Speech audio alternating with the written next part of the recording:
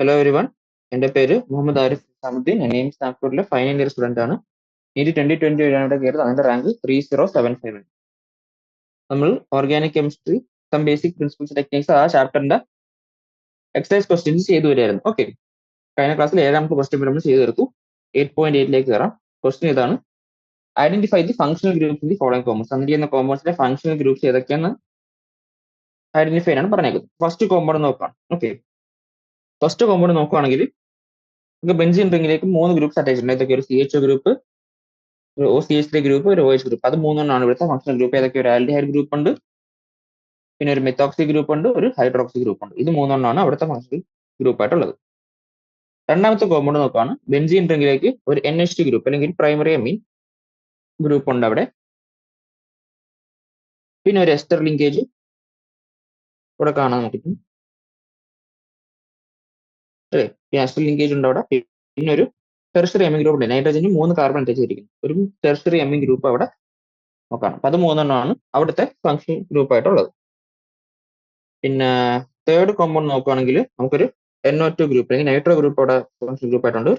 Carbon carbon double ബോണ്ടും ഉണ്ട്. Okay, ഇതൊക്കെയാണ് ഓരോ കോമ്പൗണ്ട്സിന്റെയും ഫംഗ്ഷൻ ഗ്രൂപ്പ് ആയിട്ടുള്ളത്. അടുത്ത ക്വസ്റ്റ്യൻ നമുക്ക്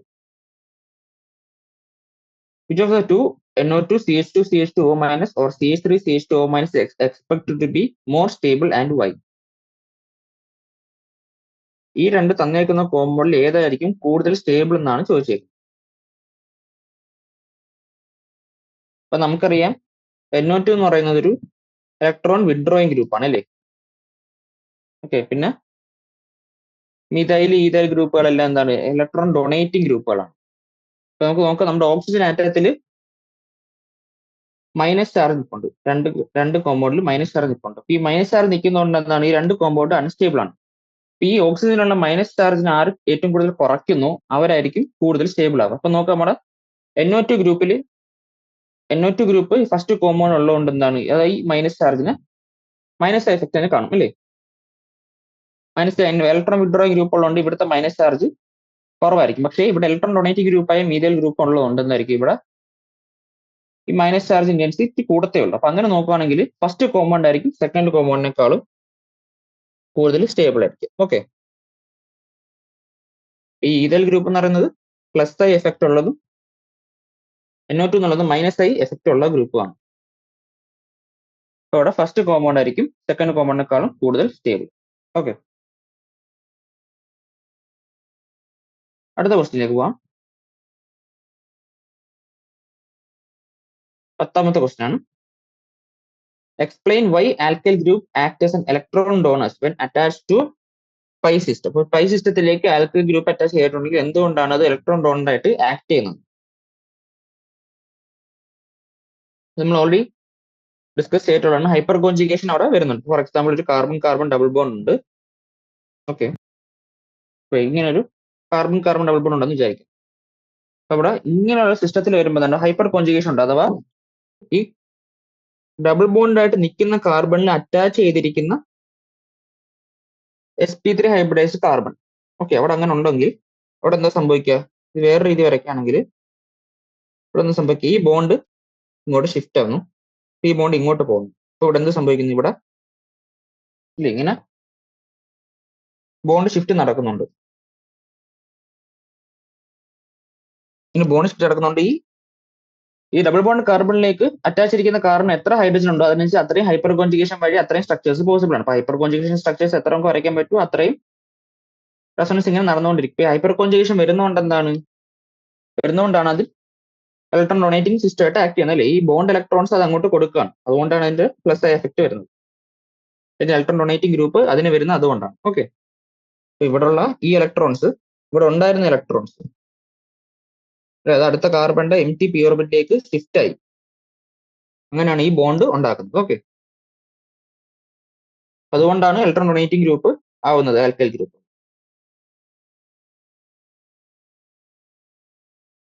അടുത്ത ക്വസ്റ്റിനിലേക്ക് പോവാം. Draw the resonance structures for the following compounds. Show the electron shift using curved arrow notation. ഓരോ സ്ട്രക്ചറിൻ ഓരോ കോമ്പൗണ്ടിന്റെയും റെസൊണൻസ് കാണിക്കുകയാണ് പറയുന്നത്. അപ്പൊ ആദ്യം തന്നേക്കുന്നത് ഫീനോൾ ആണ്, C6H5OH. അതിന്റെ റെസൊണൻസ് എങ്ങനെ വരും? ആദ്യം നമുക്ക് ഫിനോൾ വരയ്ക്കാം.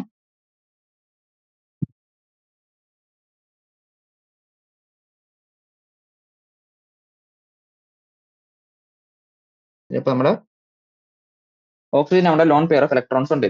ഓക്കെ, അപ്പൊ ഒരു ലോൺ പെയർ ഓഫ് ഇലക്ട്രോൺസ് ഇങ്ങോട്ട് വരുന്നു. അപ്പൊ എന്താ പറ്റുന്നു, ഈ ഡബിൾ ബോണ്ട് ഇങ്ങോട്ട് ഷിഫ്റ്റ് ചെയ്യുന്നു ഇലക്ട്രോൺസ്.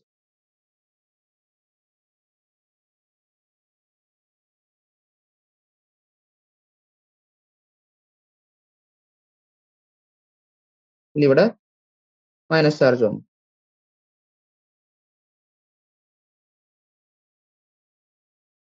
എന്നിട്ട് എന്ത് പറ്റുന്നു, ഈ ഇലക്ട്രോൺസ് ഇങ്ങോട്ട് ഷിഫ്റ്റ് ആവുന്നു. അപ്പൊ ഈ ഡബിൾ ബോണ്ട് ഇങ്ങോട്ട് ഷിഫ്റ്റ് ആവുന്നു.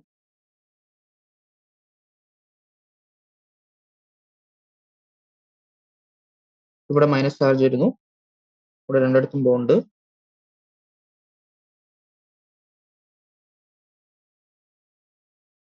ഇവിടുത്തെ പ്ലസ് ചാർജ് ഉണ്ട്, ഇലക്ട്രോൺസ് പോയില്ല, അപ്പൊ ഇവിടെ പ്ലസ് ചാർജ് ഉണ്ട്. ഓക്കെ,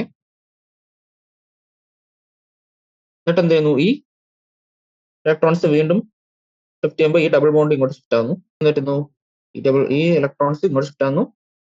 ഡബിൾ ബോണ്ട് തിരിച്ച് ആ ഇലക്ട്രോൺസ് തിരിച്ച് ഓക്സിജനിലേക്ക് പോകും. അപ്പൊ നമുക്ക് എന്ത് പറ്റും,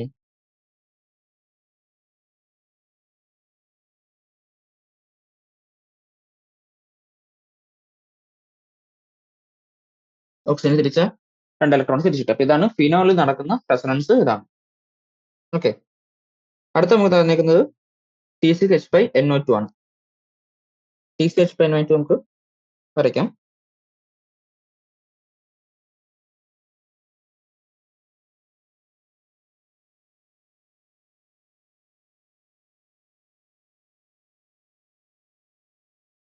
NO2 എന്ന് പറയുന്ന ഒരു ഇലക്ട്രോൺ വിഡ്രോയിങ് ഗ്രൂപ്പ് ആണല്ലേ. അല്ലെങ്കിൽ നമുക്ക് ഇങ്ങനെ വരയ്ക്കാം.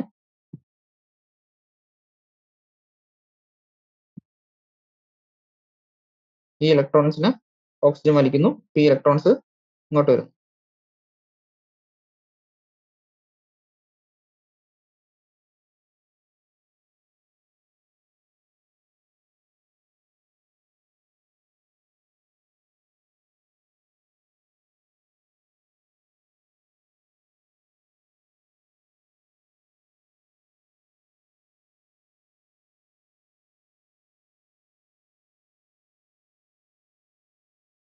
അപ്പൊ ഇലക്ട്രോൺസ് കിട്ടിയോണ്ട് ഓക്സിജന് മൈനസ് ചാർജ് കിട്ടുന്നു.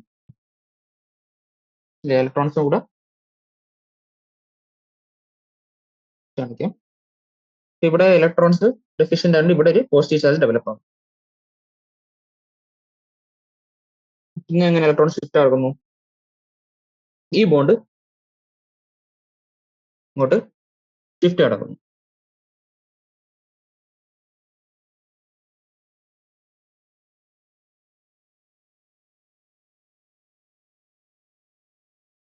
ഇവിടുത്തെ മൈനസ് ചാർജ് അങ്ങ് പോകുന്നു, അവിടെ ബോണ്ട് വന്നു. ഇവിടെ ഇലക്ട്രോൺ ഡെഫിഷ്യന്റ്, അവിടെ പ്ലസ് ചാർജ്.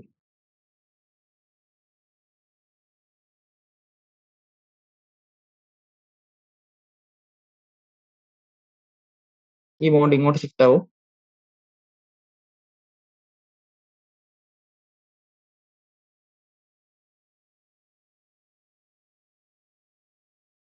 ഇവിടെ പ്ലസ് ചാർജ് കിട്ടും, ഇവിടെ ബോണ്ട് വരും.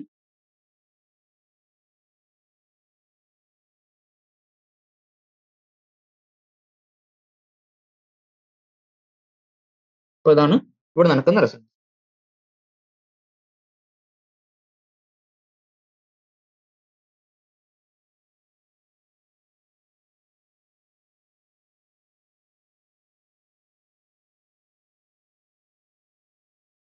ഈ ഡബിൾ ബോണ്ട് കാണിക്കാൻ മറന്നുപോയി.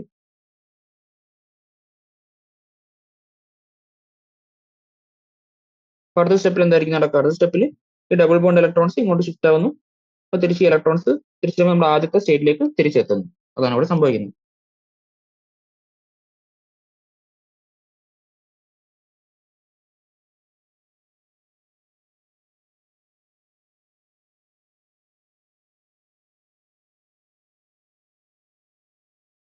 ഓക്കെ, അടുത്ത കോമ്പൗണ്ട് ഏതാ തന്നേക്കുന്നത് നോക്കും.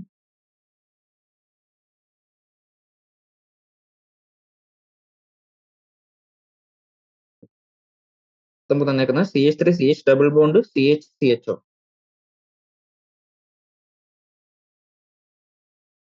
CH3CH double bond CH CH നമുക്ക് ഇങ്ങനെ എഴുതാം. ഓക്കെ, നോക്കാം CH ഗ്രൂപ്പിൽ ഈ ബോണ്ട് ഇങ്ങോട്ട് ഷിഫ്റ്റ് ചെയ്യാൻ പറ്റുന്നു. ബോണ്ട് ഇങ്ങോട്ട് ഷിഫ്റ്റ് ആകുമ്പോൾ ഈ ബോണ്ട് ഇലക്ട്രോൺസ് ഇങ്ങോട്ട് വരുന്നു. ഇവിടെ എന്താ സംഭവിക്കുന്നത് നോക്കാം. CH3 CH അവിടെ ആ കാർബണിന്റെ ബോണ്ട് ഇലക്ട്രോൺസ് അങ്ങോട്ട് പോയില്ലേ, അപ്പൊ അവിടെ ഒരു പോസിറ്റീവ് ചാർജ് വരും. പിന്നെ CH double bond CH O minus, ഈ ഓക്സിജന് മൈനസ് ചാർജ് കിട്ടുന്നു ബോണ്ട് ഷിഫ്റ്റ് ചെയ്യാൻ. ഇതാണ് ഇവിടെ നടക്കുന്ന റെസൊണൻസ്. നാലാമത്തെ കോമ്പൗണ്ട് നമുക്ക് തന്നേക്കുന്നത് C6H5CHO. ഇങ്ങോട്ട് വരുന്നു. ബേസിക്കലി നമ്മുടെ NO2 വരച്ച പോലെ തന്നെ വരിക. ഇലക്ട്രോൺ വിഡ്രോയിങ് ആണ് രണ്ടിൽ നടക്കുന്നത്.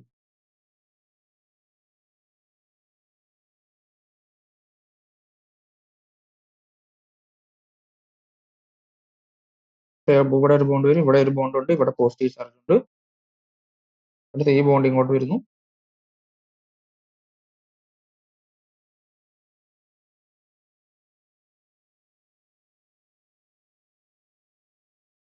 ഇവിടെ പോസിറ്റീവ് ചാർജ് വരും, ബാക്കിന്റെ അടുത്ത് ബോണ്ട് കാണും.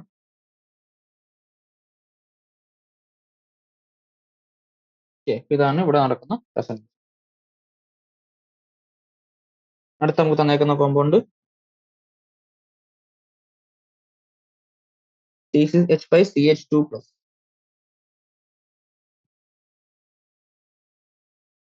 ഒരു കാർബോകാറ്റയൺ ആണ് തന്നേക്കുന്നത്.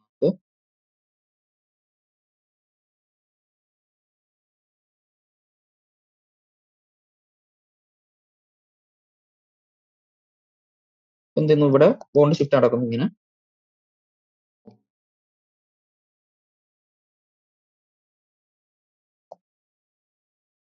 നമുക്ക് കാർബണിന്റെ പോസിറ്റീവ് ചാർജ് അങ്ങ് പോകും, പകരം ഇവിടെ പോസിറ്റീവ് ചാർജ് വരും അല്ലേ. എന്നിട്ട് ഈ ബോണ്ട് ഇങ്ങോട്ട് ഷിഫ്റ്റ് ചെയ്യുന്നു.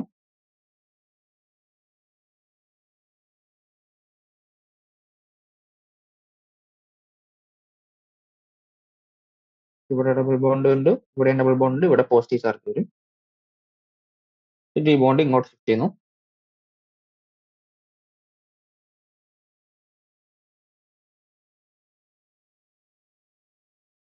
ഇവിടെ പോസിറ്റീവ് ചാർജ്, ഇവിടെ CH2 ഡബിൾ ബോണ്ട്. എന്നിട്ട് ഈ ബോണ്ട് ഒന്നുകൂടെ ഷിഫ്റ്റ് ചെയ്താൽ വീണ്ടും നമ്മുടെ ആദ്യത്തെ structure. Okay,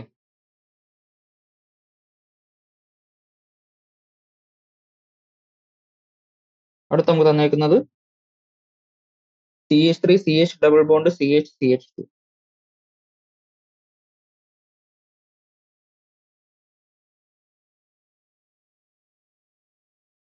CH double bond CH ഇതാണ് നമുക്ക് തന്നേക്കുന്ന കാർബോകാറ്റയൺ ആണ്. ഓക്കെ, പിന്നെ റെസൊണൻസ് എങ്ങനെ വരിക? ഈ ബോണ്ട് ഇങ്ങോട്ട് ഷിഫ്റ്റ് ആവുന്നു. ബോണ്ട് ഇലക്ട്രോൺസ് ഇങ്ങോട്ട് ഷിഫ്റ്റ് ആകുമ്പോൾ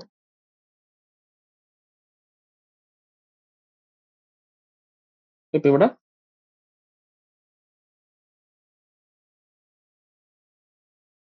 ഹൈപ്പർ കോൺജുഗേഷൻ ആണ് ഇവിടെ നടക്കുന്നത്. ഒരു ഹൈപ്പർ കോൺജുഗേഷൻ അല്ല, റെസൊണൻസിൽ CH single bond CH double bond CH2. ഇപ്പൊ തൊട്ട് ഇവിടുത്തെ ഇലക്ട്രോൺസ് ആണ് പോയത്, ഈ കാർബണിന്റെ ഇലക്ട്രോൺസ് ആണ് പോയത്, അപ്പൊ അതിന് പോസിറ്റീവ് ചാർജ് വരും.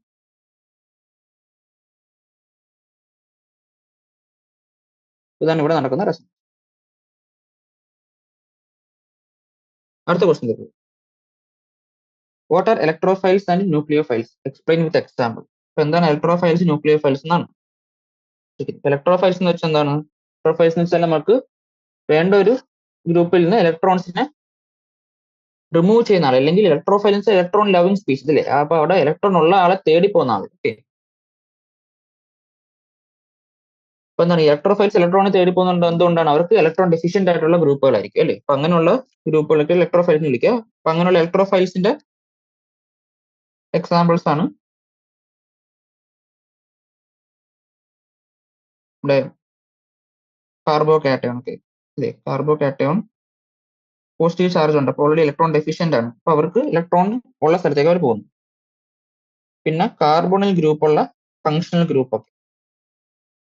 കാർബണിൽ ഗ്രൂപ്പുള്ള ഫങ്ഷണൽ ഗ്രൂപ്പ് എന്താണ്? ഇലക്ട്രോഫൈൽസ്. അപ്പൊ അതേപോലെ ന്യൂക്ലിയോഫൈൽ ഇപ്പൊ എന്തായിരിക്കും?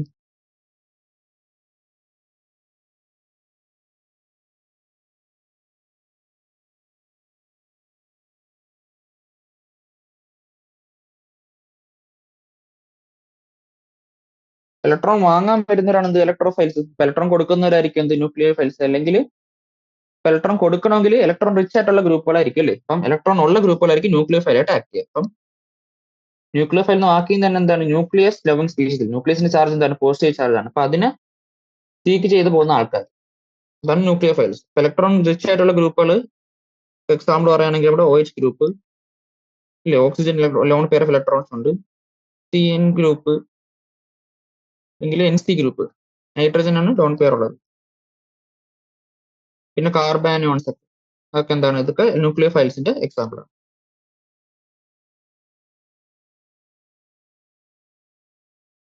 പിന്നെ വാട്ടർ മോളിക്യൂൾ, ഓക്സിജനിൽ ലോൺ പെയർ ഓഫ് ഇലക്ട്രോൺസ് ഉണ്ട്, അത് എക്സാമ്പിൾ ആണ്. പിന്നെ അമോണിയ, നൈട്രജനിൽ ലോൺ പെയർ ഓഫ് ഇലക്ട്രോൺസ്. ഇതെല്ലാം എന്താണ്? ഇതെല്ലാം ന്യൂക്ലിയോഫൈലായിട്ട് ആക്ട് ചെയ്യുന്ന മോളിക്യൂൾ. ഓക്കെ. അടുത്ത ക്വസ്റ്റ്യൻ, 13ാമത്തെ question. Identify the reagent shown bold in which the following equations as nucleophiles or electrophiles. ഈ ഓരോ റിയാക്ഷനിലും ന്യൂക്ലിയോഫൈലായിട്ടാണ് ഇലക്ട്രോഫൈലായിട്ടാണ് ആക്ട് ചെയ്യുന്നതാണ് ചോദിച്ചേക്കുന്നത്. അപ്പൊ നമുക്ക് ആദ്യത്തെ ഇക്വേഷൻ നമ്മുടെ OH ഗ്രൂപ്പാണ് വന്ന് റിയേജന്റ് ആയിട്ട് ആക്ട് ചെയ്യുന്നത്. അപ്പൊ റിയേജൻ നമുക്കറിയാം OH ഗ്രൂപ്പ് എന്താണ്? ഇലക്ട്രോൺ റിച്ച് ഗ്രൂപ്പാണ്. ഇലക്ട്രോൺ റിച്ച് ഗ്രൂപ്പ് ആയതുകൊണ്ട് അത് എന്തായിരിക്കും? അതൊരു ന്യൂക്ലിയോഫൈലായിട്ടായിരിക്കും ആക്ട് ചെയ്യുന്നത്. ഓക്കെ.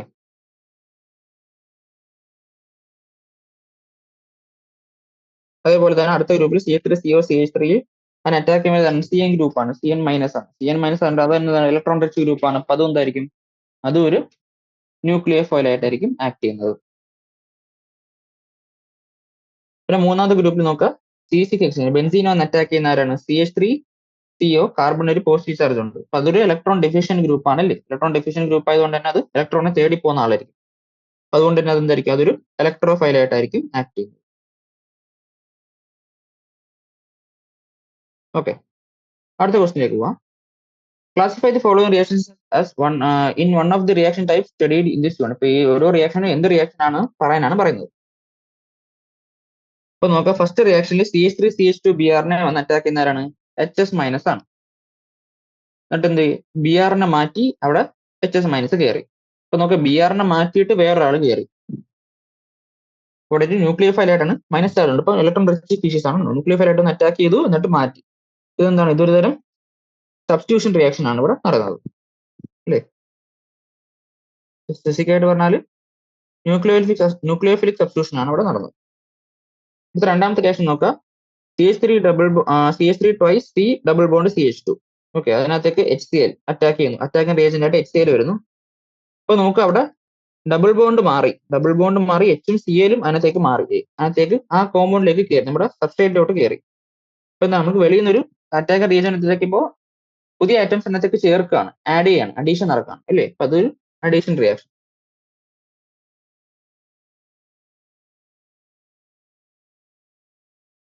ഇത് നോക്കുക, CH3CH2Br അത് OH ആയിട്ട് റിയാക്ട് ചെയ്യുന്നു. OH മൈനസ് ആയിട്ട് അറ്റാക്ക് ചെയ്യുമ്പോൾ എന്താണ്? അവിടെ Br പോകുന്നു, ഒരു H പോകുന്നു.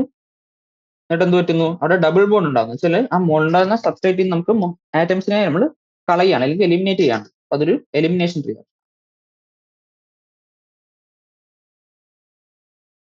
നാലാമത്തെ നോക്കുക, CH3 thrice C CH2OH അതിനെ HBr ഒന്ന് അറ്റാക്ക് ചെയ്യുന്നു. അപ്പൊ അവിടെ ഡബിൾ ബോണ്ട് ഒന്നും എന്താണ്? ഒന്നും വന്നിട്ടുമില്ല, ഒരു മോളിക്യൂൾ നഷ്ടപ്പെട്ടില്ല. സബ്സ്റ്റിറ്റ്യൂഷനും അഡീഷനും അല്ല എലിമിനേഷനും ഉറപ്പായി.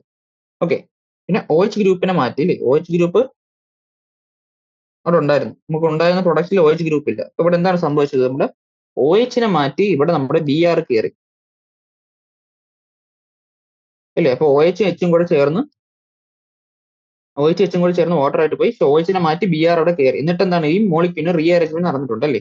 റീഅറേഞ്ച്മെന്റ് നടന്നിട്ടുണ്ട്. അപ്പൊ ഇവിടെ നോക്കുകയാണെങ്കിൽ ഇൻ എസെൻസ് പറയുകയാണെങ്കിൽ സബ്സ്റ്റിറ്റ്യൂഷൻ ആണ് നടന്നത്, പക്ഷെ അതിന്റെ കൂടെ റീഅറേഞ്ച്മെന്റ് നടന്നിട്ടുണ്ട് അല്ലേ? ഓക്കെ, അത്രേ ഉള്ളൂ ആ ക്വസ്റ്റ്യന് പറയാം. ഏത് റിയാക്ഷൻ ആണെന്ന് പറയാനായിരുന്നു ക്വസ്റ്റ്യൻ ഉണ്ടായിരുന്നു. അടുത്ത 15ാമത്തെ question. What is the relationship between the members of the following pairs of structures? Are they structural or geometrical isomers or resonant contributors? ഈ തന്നേക്കുന്ന ഒരു പെയർ ഓഫ് സ്ട്രക്ചേഴ്സ് തന്നേക്കുന്നത് ഒരു സ്ട്രക്ചറൽ ഐസോമർ ആണോ, ജോമെട്രിക്കൽ ഐസോമർ ആണോ, റെസണന്റ് കോൺട്രിബ്യൂട്ടേഴ്സ് ആണോ ചോദിച്ചിരിക്കുന്നത്. First compound നോക്കുകയാണെങ്കിൽ കാർബൺ ഉണ്ട് 1 2 3 4 5 രണ്ടിലും 5 കാർബൺ ഉണ്ട്. പക്ഷെ ആകെയുള്ള വ്യത്യാസം എന്താണ്? ഇവിടെ ഡബിൾ ബോണ്ടോ ഇല്ല, ഡബിൾ ബോണ്ടോ പൊസിഷനിലാണ് വ്യത്യാസം. ഫസ്റ്റ് കാർബണിൽ തേർഡ് പൊസിഷനിലായതുകൊണ്ട് സെക്കൻഡ് കാർബണിൽ സെക്കൻഡ് പൊസിഷനാണ് ഉള്ളത്. അപ്പൊ ജസ്റ്റ് പൊസിഷൻ വന്നേക്കുന്ന ഫംഗ്ഷണൽ ഗ്രൂപ്പിന്റെ പൊസിഷനിൽ മാത്രമേ വ്യത്യാസം വന്നിട്ടുള്ളൂ. അപ്പൊ ഇതെന്താണ്? ഇത് രണ്ട് പൊസിഷൻ ഐസോമേഴ്സ് ആണ്, അല്ലെങ്കിൽ പൊസിഷൻ ഐസോമേഴ്സ് ഇതിനകത്ത് വരുന്നതാണ്, സ്ട്രക്ചറൽ ഐസോമേഴ്സിൽ വരുന്നതാണ് അല്ലേ. ഇത് സ്ട്രക്ചറൽ ഐസോമേഴ്സ് ആണ് വരുന്നത്. രണ്ടാമത്തെ നോക്കുകയാണെങ്കിൽ ഓക്കെ, ഇവിടെ ഹൈഡ്രജന് പകരം ഡ്യൂട്ടീരിയം വന്നിട്ടുണ്ട്. ഫസ്റ്റ് കോമ്പൗണ്ടിൽ ഡിയും ഡിയും ഓപ്പോസിറ്റ് പൊസിഷനാണ് വന്നേക്കുന്നത്. രണ്ടാമത്തെ ഗ്രൂപ്പിൽ ഡിയും സെയിം സൈഡിലാണ് വന്നേക്കുന്നത്. അപ്പൊ ഇതെന്താണ്? സത്യത്തിൽ സിസ് ട്രാൻസ് ഐസോമേഴ്സ് ആണ് ഇവിടെ കാണിക്കുന്നത് അല്ലെ. ഇത് നമ്മുടെ സിസ് ഐസോമർ, ഇത് ട്രാൻസ് ഐസോമർ. അപ്പൊ സിസ് ട്രാൻസ് ഐസോമേഴ്സ് എന്ന് പറയുന്നത് എന്താണ്? ഇത് ജോമെട്രിക്കൽ ഐസോമേഴ്സ് ആണ്, ജോമെട്രിക്കൽ ഐസോമേഴ്സിൽ വരുന്നതാണ്. മൂന്നാമത്തെ നോക്കുകയാണെങ്കിൽ നമുക്ക് കാണാൻ പറ്റും എന്താണ് ഇവിടെ എന്താ നടന്നത്. സത്യത്തിൽ ഫസ്റ്റ് കോമ്പൗണ്ടിൽ നിന്ന് ഈ ബോണ്ട് ഇങ്ങോട്ട് ഷിഫ്റ്റ് നടന്നു. അപ്പൊ കിട്ടുന്ന കോമ്പൗണ്ട് ആണ് ഈ സെക്കൻഡ് കോമ്പൗണ്ട്. സത്യത്തിൽ ഇവിടെ രണ്ട് റെസണൻസ് സ്ട്രക്ചേഴ്സ് ആണ് ഇവിടെ കാണിക്കുന്നത്. ഇവിടെ റെസണൻസ് കോൺട്രിബ്യൂട്ടേഴ്സ് ആണ് ഈ രണ്ട് structure.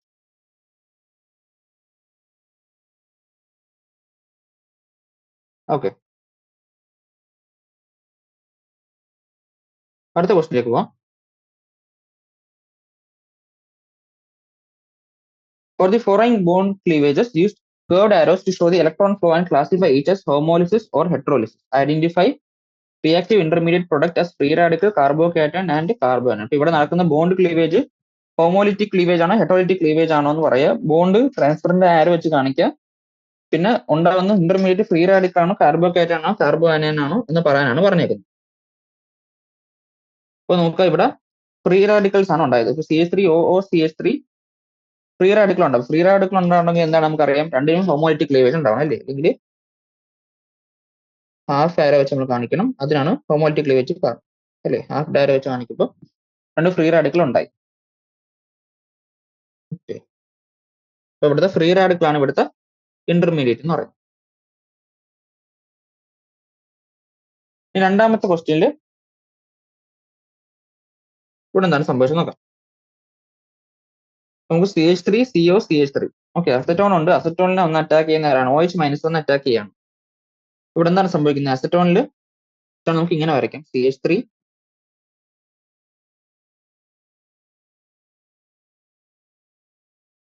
C double bond O CH3. CH3 ഇങ്ങനെ എഴുതാം. CH3 ഗ്രൂപ്പാണ് ഈ വരച്ചേക്കുന്നത്. ഓക്കെ, ഇവിടെ എന്താണ് സംഭവിച്ചത്? ഈ ബോണ്ട് മൊത്തത്തിൽ CH2ലേക്ക് ഷിഫ്റ്റ് ആയി ഇല്ല. അപ്പൊ എന്താണ് ഷിഫ്റ്റ് ആവുന്നു. എന്നിട്ട് ഈ CH2-ന് മൈനസ് ചാർജും കിട്ടുന്നു. ഈ H+ ആയിട്ട് പുറത്ത് വരുന്നു. ഓക്കെ, ആ H+ എന്ത് ചെയ്യുന്നു? ആ H+ പോയി നമ്മുടെ OH- ആയിട്ട് ചേർന്ന് വാട്ടർ ആയിട്ട് മാറി. നമുക്ക് ഇവിടെ കാർബാനോൺ ഇന്റർമീഡിയറ്റ് ആയിട്ട് അവിടെ കിട്ടി. ഓക്കെ, അപ്പൊ ഇവിടെ ഉണ്ടായത് ഹെട്രോലിറ്റിക് ക്ലീവേജ് ആണ് ഇവിടെ നടന്നത്. അസിറ്റോണിൽ ഹെട്രോലിറ്റിക് ക്ലീവേജ് നടന്നു. ഇവിടെ ഉണ്ടായ ഇന്റർമീഡിയറ്റ് എന്ന് പറയുന്നത് കാർബാനോൺ ആണ്. ഓക്കെ, അതാണ് ഇവിടെ കാണിച്ചേക്കുന്നത്, കാർബാനോൺ. അടുത്ത നോക്കുക, ഇവിടെ എന്താണ് സംഭവിച്ചത്? Br- ആയിട്ട് പുറത്ത് വരുന്നു. അപ്പൊ ഇവിടെ നോക്കുകയാണെങ്കിൽ ഈ ബോണ്ട് മൊത്തത്തിൽ Br-ലേക്ക് വന്നു. ഡബിൾ ഹെഡഡ് ആരോസ് കാണിക്കുന്നു. അപ്പൊ അവിടെ കാർബണിന് കിട്ടുന്നു, പോസിറ്റീവ് ചാർജ് കിട്ടുന്നു. അതാണ് ഇവിടെ സംഭവിച്ചത്. അപ്പൊ ഇവിടെ Br- വരുന്നു. ഹെട്രോലിറ്റിക് ക്ലീവേജ് ആണ് നടന്നത്. ഉണ്ടായ ഇന്റർമീഡിയറ്റ് എന്ന് പറയുന്നത് കാർബോക്കേറ്റ്.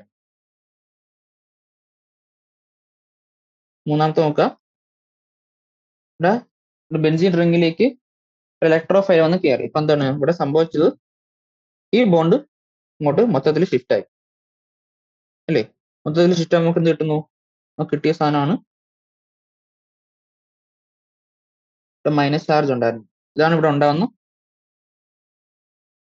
അല്ലേ. ഈ മൈനസ് ചാർജിലേക്ക് ആരും ഇടുന്നു? നമ്മുടെ E+ അല്ലെങ്കിൽ ഇലക്ട്രോഫൈൽ വന്ന് അറ്റാക്ക് ചെയ്യുന്നു. അത് അവിടെ കയറുന്നു. ഇവിടെ പോസിറ്റീവ് ചാർജ് റിമെയിൻ ചെയ്യുന്നു. അപ്പോൾ ഇവിടെ ഉണ്ടായ ഇന്റർമീഡിയറ്റ് എന്ന് പറയുന്നത് കാർബോകാറ്റൈൻ.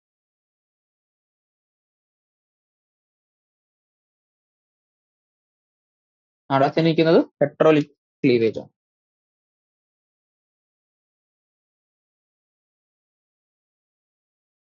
ഓക്കെ, അടുത്ത ക്വസ്റ്റിലേക്ക് പോകും. Explain the terms inductive and electromeric effects which electron displacement effect explains the following correct orders of acidity of the carboxylic acid. Okay, inductive effect electromeric effect എന്താണെന്നാണ് ചോദിച്ചേക്കുന്നത്. പിന്നെ തന്നേക്കുന്ന കാർബോക്സിലിക് ആസിഡിന്റെ സ്ട്രെങ്ത്തിന്റെ ഓർഡർ എങ്ങനെയാണ് ഉണ്ടായേക്കുന്നത് പറയാം. ഇപ്പൊ എന്താണ് ഇൻഡക്റ്റീവ് എഫക്ട്? ഒരു electron withdrawing ഗ്രൂപ്പോ ഒരു electron donating ഗ്രൂപ്പോ ഏതെങ്കിലും attach ചെയ്തിരിക്കുമ്പോൾ sigma ഇലക്ട്രോൺസിന്റെ അല്ലെങ്കിൽ സിഗ്മ ബോണ്ടായിട്ട് നിൽക്കുന്ന ഇലക്ട്രോൺസിന്റെ ഷിഫ്റ്റ് നടക്കുന്നുണ്ടെങ്കിൽ അതിനാണ് നമ്മൾ ഇൻഡക്റ്റീവ് എഫക്ട് എന്ന് പറയുന്നത്. ഒരു ഇലക്ട്രോൺ വിഡ്രോയിങ് ഗ്രൂപ്പ് ആണുള്ളെങ്കിൽ അതിനെ നമ്മൾ മൈനസ് എഫക്ട് എന്ന് വിളിക്കുന്നു. ഇലക്ട്രോൺ ഡൊണേറ്റിംഗ് ഗ്രൂപ്പ് ആണുള്ളതെങ്കിൽ പ്ലസ് എഫക്ട് ഉണ്ടാകും. അപ്പൊ എന്താണ് ഇൻഡക്റ്റീവ് എഫക്ട് എന്ന് പറയുന്നത്? ഒരു ഇലക്ട്രോൺ ഡൊണേറ്റിംഗ് ഗ്രൂപ്പ് അല്ലെങ്കിൽ ഒരു ഇലക്ട്രോൺ വിഡ്രോയിങ് ഗ്രൂപ്പ് കാരണം സിഗ്മ ഇലക്ട്രോൺസിന് ഷിഫ്റ്റ് നടക്കും. ആ എഫക്റ്റിനെയാണ് നമ്മൾ ഇൻഡക്റ്റീവ് എഫക്ട് എന്ന് വിളിക്കുന്നത്. അപ്പം മൈനസ് എഫക്ട് എന്ന് പറയുന്നത് ഇലക്ട്രോൺ വിഡ്രോയിങ് ഗ്രൂപ്പ് വരുമ്പോഴാണ്. അതിന്റെ എക്സാമ്പിൾസ് ആണ് ആരൊക്കെ? എഫ് മൈനസ് വരുന്നു, അല്ലെങ്കിൽ CH2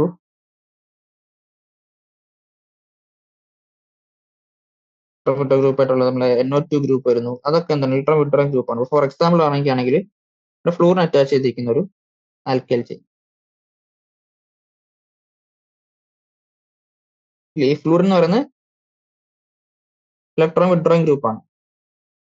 ഇവിടെ ഇങ്ങോട്ട് ബോണ്ട് ഷിഫ്റ്റ് ഉണ്ടാകും, ഇലക്ട്രോൺസിന് ഫ്ലൂറിൻ അട്രാക്ട് ചെയ്യുന്നു. അപ്പൊ എന്താ അത് അക്രോസ് ഇങ്ങനെ ആ ഇലക്ട്രോണിന്റെ പുൾ എന്താണ് അക്രോസ് ദി ചെയിൻ എന്താണ് കുറഞ്ഞു കുറഞ്ഞു കുറഞ്ഞു വരും. ഓക്കെ, കുറഞ്ഞു കുറഞ്ഞു കുറഞ്ഞു കുറഞ്ഞു വരും. അപ്പൊ എല്ലാ ബോണ്ടിൽ നിന്ന് ഇങ്ങനെ ഇലക്ട്രോൺസ് ഇങ്ങനെ ഷിഫ്റ്റ് ചെയ്യും. ഒരു 3 ബോണ്ടിനപ്പുറത്ത് എന്താണ് ഇൻഡക്റ്റീവ് എഫക്ട് കാണത്തില്ല. ഇനി എന്താണ് ഇലക്ട്രോമെറിക് എഫക്ട്?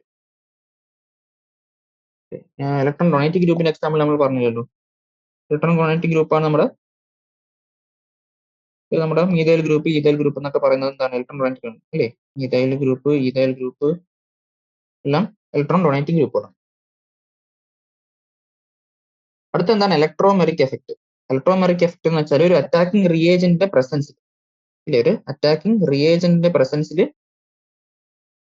ഇതൊന്നു പൈ ഇലക്ട്രോൺസിന്റെ കംപ്ലീറ്റ് ഷിഫ്റ്റ് നടക്കുന്നു. ഈ കംപ്ലീറ്റ് ഷിഫ്റ്റ് നടന്നാൽ അതിന് നമ്മൾ ഇലക്ട്രോമെറിക് എഫക്ട് എന്ന് പറയുന്നത്. ഫോർ എക്സാമ്പിൾ പറയുകയാണെങ്കിൽ ഒരു കാർബൺ കാർബൺ ഡബിൾ ബോണ്ട് ഉണ്ട്, നമുക്കൊരു റിയേജന്റ് ഒന്ന് അറ്റാക്ക് ചെയ്യുമ്പോൾ എന്ത് സംഭവിക്കുന്നു? ഈ ഇലക്ട്രോൺസ് മൊത്തത്തിൽ ഒരാൾക്ക് കിട്ടുന്നു. 5 ഇലക്ട്രോൺസ് മൊത്തത്തിൽ ഒരാൾക്ക് കിട്ടും. അപ്പൊ ഇവിടെ എന്താ മൈനസ് ചാർജ് വരുന്നു, ഇവിടെ പ്ലസ് ചാർജ് വരുന്നു. ഈ മൈനസ് ചാർജിലേക്ക് നമ്മുടെ അറ്റാക്കിംഗ് റിയേജന്റ് അറ്റാച്ച് ചെയ്യുന്നു. ആണ് ഇലക്ട്രോമെറിക് എഫക്ട് എന്ന് വിളിക്കുന്നത്. അപ്പൊ ഇലക്ട്രോമെറിക് എഫക്ട് പ്ലസ് എഫക്ട് ആവാം, മൈനസ് എഫക്ട് ആവാം. ഓക്കെ,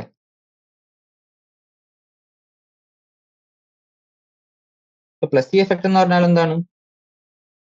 നമ്മൾ അറ്റാക്ക് ചെയ്യുന്ന റിയേജന്റിന് റിയേജന്റാണ് ഇലക്ട്രോൺസ് കിട്ടുന്നതെങ്കിൽ അതിന് പ്ലസ് എഫക്ട് എന്ന് വയ്ക്കുന്നു. റിയേജന്റ് വരുന്നതിന്റെ ഓപ്പോസിറ്റ് സൈഡിലേക്കാണ് ഇലക്ട്രോൺസ് പോകുന്നതെങ്കിൽ അതിനെ നമ്മൾ മൈനസ് എഫക്ട് എന്ന് വിളിക്കുന്നു. ഓക്കെ, അതാണ് ഇൻഡക്റ്റീവ് എഫക്റ്റും ഇലക്ട്രോമെറിക് എഫക്റ്റും നമ്മൾ തിയറി പഠിച്ചപ്പോൾ പറഞ്ഞതാണ്. ഓക്കെ,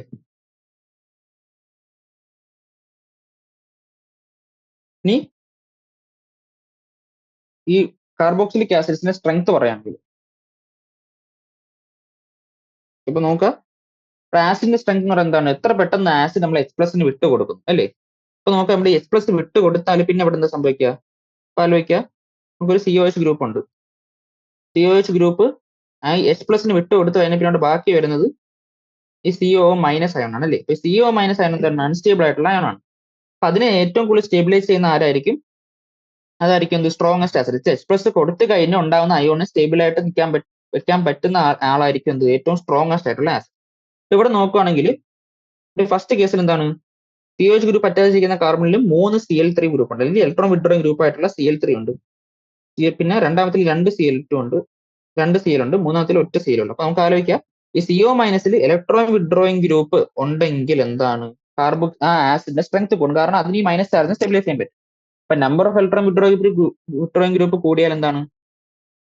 വിഡ്രോയിങ് ഗ്രൂപ്പ് കൂടിയാൽ അത്രയും സ്റ്റേബിൾ ആയിരിക്കും ആസിഡ്. ഇവിടെ നോക്കുകയാണെങ്കിൽ ഫസ്റ്റ് എക്സാമ്പിൾ എന്താണ് CL3 അറ്റാച്ച് അല്ലെങ്കിൽ 3 ഇലക്ട്രോൺ വിഡ്രോയിങ് ഗ്രൂപ്പുകൾ ഉണ്ട് അല്ലേ? 3 ക്ലോറിൻ അറ്റാച്ച് ഉണ്ട്. രണ്ടാമത്തേല് 2 ഉള്ളൂ, മൂന്നാമത്തേല് ഒരെണ്ണേ ഉള്ളൂ. അപ്പൊ വിഡ്രോയിങ് ഗ്രൂപ്പിന്റെ എണ്ണം കൂടുന്നതനുസരിച്ച് ആസിഡിന്റെ സ്ട്രെങ്ത് കൂടും. അതാണ് ഇവിടെ പറയുന്നത്. അല്ലെങ്കിൽ ആസിഡ് സ്റ്റേബിൾ ആണെങ്കിൽ മൈനസ് എഫക്റ്റ് ഉള്ള ഗ്രൂപ്പുകൾ കൂടുന്നതനുസരിച്ച് അതിന്റെ സ്ട്രെങ്ത് കൂടും നമുക്ക് പറയാം. രണ്ടാമത്തെ എക്സാമ്പിൾ നോക്കുകയാണെങ്കിൽ ഇപ്പോൾ പറഞ്ഞു ഇലക്ട്രോൺ വിഡ്രോയിങ് ഗ്രൂപ്പ് ഉണ്ടെങ്കിൽ ആസിഡ് സ്ട്രെങ്ത് കൂടും എന്ന് പറഞ്ഞു. അപ്പൊ അതേസമയം എന്താണ് ഇലക്ട്രോൺ ഡൊണേറ്റിംഗ് ഗ്രൂപ്പ് ഉണ്ടെങ്കിൽ എന്താണ് ഈ അയോൺ വീണ്ടും അൺസ്റ്റേബിൾ ആണ് അല്ലേ? ഇലക്ട്രോൺ ഡൊണേറ്റിംഗ് ഗ്രൂപ്പ് ഉണ്ടെങ്കിൽ ആസിഡിന്റെ സ്ട്രെങ്ത് എന്താവും? കുറയത്തേ ഉള്ളൂ അല്ലേ? ഇലക്ട്രോൺ വിഡ്രോയിങ് ഗ്രൂപ്പ് ഉണ്ടെങ്കിൽ ആസിഡ് സ്ട്രെങ്ത് കൂടും. ഇപ്പോൾ നമുക്ക് ഫസ്റ്റ് കേസിൽ COH ഗ്രൂപ്പായിട്ട് അറ്റാച്ചിരിക്കുന്ന കാർബണിൽ എന്താണ്? ഒരു CH3 മാത്രമേ ഉള്ളൂ. രണ്ടാമത്തെ കേസിൽ 2 CH3, മൂന്നാമത്തെ കേസിൽ 3 CH3. അപ്പൊ CH3 എന്ന് പറയുന്ന ഒരു ഇലക്ട്രോൺ ഡൊണേറ്റിംഗ് ഗ്രൂപ്പാണ്. അപ്പൊ ഡൊണേറ്റിംഗ് ഗ്രൂപ്പിന്റെ സ്ട്രെങ്ത് കൂടുന്നതനുസരിച്ച് എന്താണ്? ആസിഡിന്റെ സ്ട്രെങ്ത് കുറയും. ഇവിടെ ഒറ്റ CH3 ഗ്രൂപ്പ് ഉള്ളതായിരിക്കും ഏറ്റവും സ്ട്രോങ്സ്റ്റ് ആസിഡ് ആയിട്ട്. ഓക്കെ, അടുത്ത 18ാമത്തെ question. Give a brief description of the principles of the following techniques taking an example in each case. അപ്പം ഓരോന്നിന്റെയും പ്രിൻസിപ്പിൾ പറയാനാണ് പറയുന്നത്. ഇപ്പൊ ഫസ്റ്റ് കേസിൽ ക്രിസ്റ്റലൈസേഷൻ അല്ലേ? ഇപ്പൊ ക്രിസ്റ്റലൈസേഷൻ നമ്മൾ എന്താണ് ഉദ്ദേശിച്ചത്? നമ്മുടെ വേണ്ട സബ്സ്റ്റൻസിന്റെ ഇമ്പ്യൂരിറ്റിയുടെയും സോലിബിലിറ്റിയുടെ ഡിഫറൻസ് വെച്ചാണ് നമ്മൾ ചെയ്യുന്നത് അല്ലേ? അപ്പൊ നമ്മൾ എന്താ ചെയ്യുന്നത്? ക്രിസ്റ്റലൈസേഷനിൽ നമ്മൾ നമ്മുടെ മിക്സ്ചറിനെ നമ്മളൊരു സാച്ചുറേറ്റഡ് സൊല്യൂഷൻ ആക്കുന്നില്ലേ? ഹീറ്റ് ചെയ്ത് സാച്ചുറേറ്റഡ് സൊല്യൂഷൻ ആക്കുന്നു. എന്നിട്ട് നമ്മളത് കൂൾ ഡൗൺ ചെയ്യുമ്പോൾ നമുക്ക് വേണ്ട സാധനം എന്താണ്? സോലിബിലിറ്റി കുറവുള്ളതായിരിക്കും. അപ്പൊ അത് ആദ്യം ക്രിസ്റ്റലൈസ് ചെയ്ത് വരും അല്ലേ? എന്നിട്ട് നമ്മൾ അതിനെ ഫിൽട്ടർ ചെയ്ത് പുറത്തെടുക്കും. Saturated solution, heated saturated solution ആണ്. എന്നിട്ട് അത് കൂൾ ഡൗൺ ചെയ്യുമ്പോൾ നമുക്ക് വേണ്ട സാധനം നമുക്ക് ക്രിസ്റ്റലൈസ് ചെയ്ത് പുറത്ത് കിട്ടും. എന്നിട്ട് നമ്മൾ ഫിൽട്ടർ ചെയ്ത് പുറത്തെടുക്കും. അതാണ് ക്രിസ്റ്റലൈസേഷൻ നമ്മൾ ഉപയോഗിക്കുന്ന പ്രിൻസിപ്പിൾ എന്ന് പറയുന്നത്. ഡിസ്റ്റിലേഷൻ എന്ന് പറഞ്ഞാൽ എന്താണ്? ഡിസ്റ്റിലേഷൻ ഉപയോഗിക്കും നമുക്ക് വേണ്ട വോളറ്റൈൽ ആയിട്ടുള്ള ലിക്വിഡ് നോൺ വോളറ്റൈൽ കോണ്ടാമിനൻസിൽ നമ്മൾ സെപ്പറേറ്റ് ചെയ്യാൻ ഉപയോഗിക്കുന്നത് അല്ലേ? നമുക്ക് വേണ്ട സാധനം വോളറ്റൈൽ ആയിരിക്കും. അത് നോൺ വോളറ്റൈൽ കണ്ടാമിനൻസ് വെച്ച് കണ്ടാമിനൻസിൽ നിന്ന് നമ്മൾ സെപ്പറേറ്റ് ചെയ്തെടുക്കും. അവിടുത്തെ റിക്വയർമെന്റ് എന്താണ്? നമുക്ക് വേണ്ട കമ്പോണന്റ് ലിക്വിഡും കണ്ടാമിനൻസും തമ്മിലുള്ള ബോയിലിംഗ് പോയിന്റ് നമ്മൾ ഒരുപാട് വ്യത്യാസങ്ങൾ വേണം. അപ്പൊ ഏതെങ്കിലും ഒരു കമ്പോണന്റ് വോളറ്റൈൽ ആണെങ്കിൽ നമുക്ക് ഡിസ്റ്റിലേഷൻ വഴി നമുക്ക് സെപ്പറേറ്റ് ചെയ്യാം. ഇനി ക്രൊമാറ്റോഗ്രഫി എന്താണ് ചെയ്യുന്നത്? ക്രൊമാറ്റോഗ്രഫിയിൽ നമ്മൾ പറഞ്ഞു ഒരു സ്റ്റേഷനറി ഫേസ്, മൊബൈൽ ഫേസ് അല്ലേ? സ്റ്റേഷനറി ഫേസിലൂടെ മൊബൈൽ ഫേസ് നമ്മൾ കടത്തി വിടുമ്പോൾ നമ്മുടെ മിക്സറിൽ നിന്ന് കമ്പോണൻസ് ആ മൊബൈൽ ഫേസ് ആയിട്ടുള്ള അഫിനിറ്റി വെച്ച് സെപ്പറേറ്റ് ആയിട്ട് നമുക്ക് കിട്ടും അല്ലേ? അപ്പൊ അതാണ് ഇവിടെ ക്രൊമാറ്റോഗ്രഫിയിൽ നമുക്കൊരു സ്റ്റേഷനറി ഫേസും മൊബൈൽ ഫേസും ഉണ്ട്. ഈ സ്റ്റേഷനറി ഫേസ് നമ്മൾ മിക്സർ ഇടും. സ്റ്റേഷനറി ഫേസ് നമ്മുടെ മിക്സറിനെ മൊബൈൽ ഫേസിലൂടെ കടത്തി വിടും. അപ്പൊ ഈ സ്റ്റേഷനറി ഫേസിലോട്ടുള്ള നമ്മുടെ മിക്സറിന്റെ അഫിനിറ്റി വെച്ച് അതിലൂടെ മൂവ് ചെയ്യുമ്പോൾ നമുക്ക് മിക്സ്ചേഴ്സിനെ സെപ്പറേറ്റ് ആയി കിട്ടും. അതാണ് ക്രൊമാറ്റോഗ്രഫിയുടെ പ്രിൻസിപ്പിൾ എന്ന് പറയുന്നത്. ഓക്കെ, അടുത്ത 19ാമത് question. Describe the method which can be use to separate two compounds with different solubilities in a solvents. ഇപ്പം വേറെ സോലിബിലിറ്റി ഉണ്ട്. ഓക്കെ, നമുക്ക് 2 കോമ്പൗണ്ട്സ് ഉണ്ട്. 2 കോമ്പൗണ്ട്സ് നമുക്ക് ഒരു സോൾവെന്റ് എസിൽ നിന്ന് സെപ്പറേറ്റ് ചെയ്യാം. അപ്പൊ നമുക്കിത് ക്രിസ്റ്റലൈസേഷൻ വഴി നമുക്ക് സോൾവ് ചെയ്യാം. ഇപ്പൊ എങ്ങനെ വേറെ സോലിബിലിറ്റി ആണുള്ളത്. ഇപ്പൊ വേറെ സോലിബിലിറ്റി ഉള്ള സമയത്ത് നമ്മൾ ക്രിസ്റ്റലൈസേഷൻ ആണ് ഉപയോഗിക്കുന്നത് അല്ലേ? എന്താ വെച്ചാൽ നമ്മൾ ഈ മിക്സ്ചറിനെ നമ്മൾ സോൾവെന്റിൽ മിക്സ് ചെയ്ത് നമ്മൾ സാച്ചുറേറ്റ് ചെയ്യും. സാച്ചുറേറ്റ് ചെയ്തിട്ട് എന്ത് പറ്റും? സാച്ചുറേറ്റ് ചെയ്ത് നമ്മൾ അതിനെ പയ്യെ കൂൾ ചെയ്യുമ്പോൾ എന്താണ്? സോലിബിലിറ്റി കുറഞ്ഞ കമ്പോണന്റ് ആയിരിക്കും ആദ്യം നമുക്ക് ക്രിസ്റ്റലൈസ് ചെയ്ത് കിട്ടും അല്ലേ? അപ്പൊ ആ കൂൾ ഡൗൺ ചെയ്യുന്നതനുസരിച്ച് ക്രിസ്റ്റലൈസ് ചെയ്ത് കിട്ടുന്ന കമ്പോണന്റ് നമ്മൾ ആദ്യം സെപ്പറേറ്റ് ചെയ്തെടുക്കും. അങ്ങനെ ഫിൽട്രേഷൻ വഴി സെപ്പറേറ്റ് ചെയ്യുന്നു. ക്രിസ്റ്റലൈസേഷൻ നമ്മളവിടെ ഉപയോഗിക്കും. അപ്പൊ 20ാമത്തെ question. What is the difference between distillation under reduced pressure and steam distillation? ഇത് മൂന്നും തമ്മിലുള്ള വ്യത്യാസം എന്താണെന്നാണ് ചോദിച്ചേക്കുന്നത്. ഇപ്പൊ ഡിസ്റ്റിലേഷൻ നമ്മൾ എന്തിനാണ് ഉപയോഗിക്കുന്നത്? ഡിസ്റ്റിലേഷൻ എന്ന് വെച്ചാൽ നമ്മുടെ ഇമ്പ്യൂരിറ്റീസ് എന്ന് വെച്ചാൽ ഇമ്പ്യൂരിറ്റീസ് നോൺ വോൾട്ടേജ് ആവണം.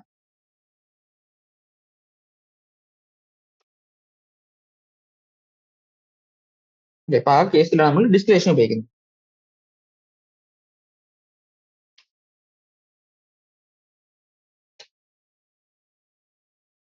അപ്പൊ ഇവിടുത്തെ റിക്വയർമെന്റ് എന്ന് വെച്ചാൽ നമുക്ക് വേണ്ട കമ്പോണന്റും ഇമ്പ്യൂരിറ്റിയും തമ്മിൽ ബോയിലിംഗ് പോയിന്റ് അത്യാവശ്യം സിഗ്നിഫിക്കന്റ് ഡിഫറൻസ് വേണം. അപ്പം എന്താണ് ഡിഫറൻസ് ഉണ്ടെങ്കിൽ നമുക്ക് വേണ്ട കമ്പോണന്റ് അതിൽ നിന്ന് ചെറിയ ടെമ്പറേച്ചറിൽ തന്നെ നമുക്ക് എന്താണ് volatile ആയിട്ട് വെളിയിൽ നമുക്ക് സെപ്പറേറ്റ് ചെയ്ത് എടുക്കാൻ പറ്റും. കണ്ടൻസ് ചെയ്ത് നമുക്ക് പിന്നെ എടുക്കാൻ പറ്റും. പിന്നെ ഡിസ്റ്റിലേഷൻ റെഡ്യൂസ്ഡ് പ്രഷർ അതെപ്പോഴാണ് ചെയ്യുന്നത്? ഒരുപാട് ഹീറ്റ് കൊടുത്താൽ ഡീകമ്പോസ് ആയി പോകുന്ന മെറ്റീരിയൽസ് ഉണ്ട്. അപ്പൊ അതിനെ നമുക്ക് ഡിസ്റ്റ് ചെയ്തെടുക്കാം. അല്ലെങ്കിൽ ബോയിലിംഗ് പോയിന്റ് ഒരുപാട് ഹൈ ആയ ആൾക്കാരുണ്ട്, അവരുടെ സെപ്പറേഷൻ വേണ്ടി നമുക്ക് ഉപയോഗിക്കാം.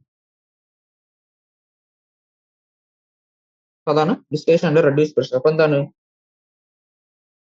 പ്രഷർ കുറയ്ക്കുന്ന അനുസരിച്ച് എന്താണ് ബോയിലിംഗ് പോയിന്റ് കുറയും. ബോയിലിംഗ് പോയിന്റ് കുറയുമ്പോൾ എന്താണ്, ഒരുപാട് ടെമ്പറേച്ചറിൽ ഡിസിൻറ്റഗ്രേറ്റ് ആയി പോകുന്ന സാധനങ്ങൾ ആ ടെമ്പറേച്ചർ എത്തുന്നതിന് മുമ്പ് തന്നെ നമുക്ക് വോളറ്റൈൽ ആക്കിയിട്ട് കണ്ടൻസ് ചെയ്ത് സെപ്പറേറ്റ് ചെയ്തെടുക്കാം.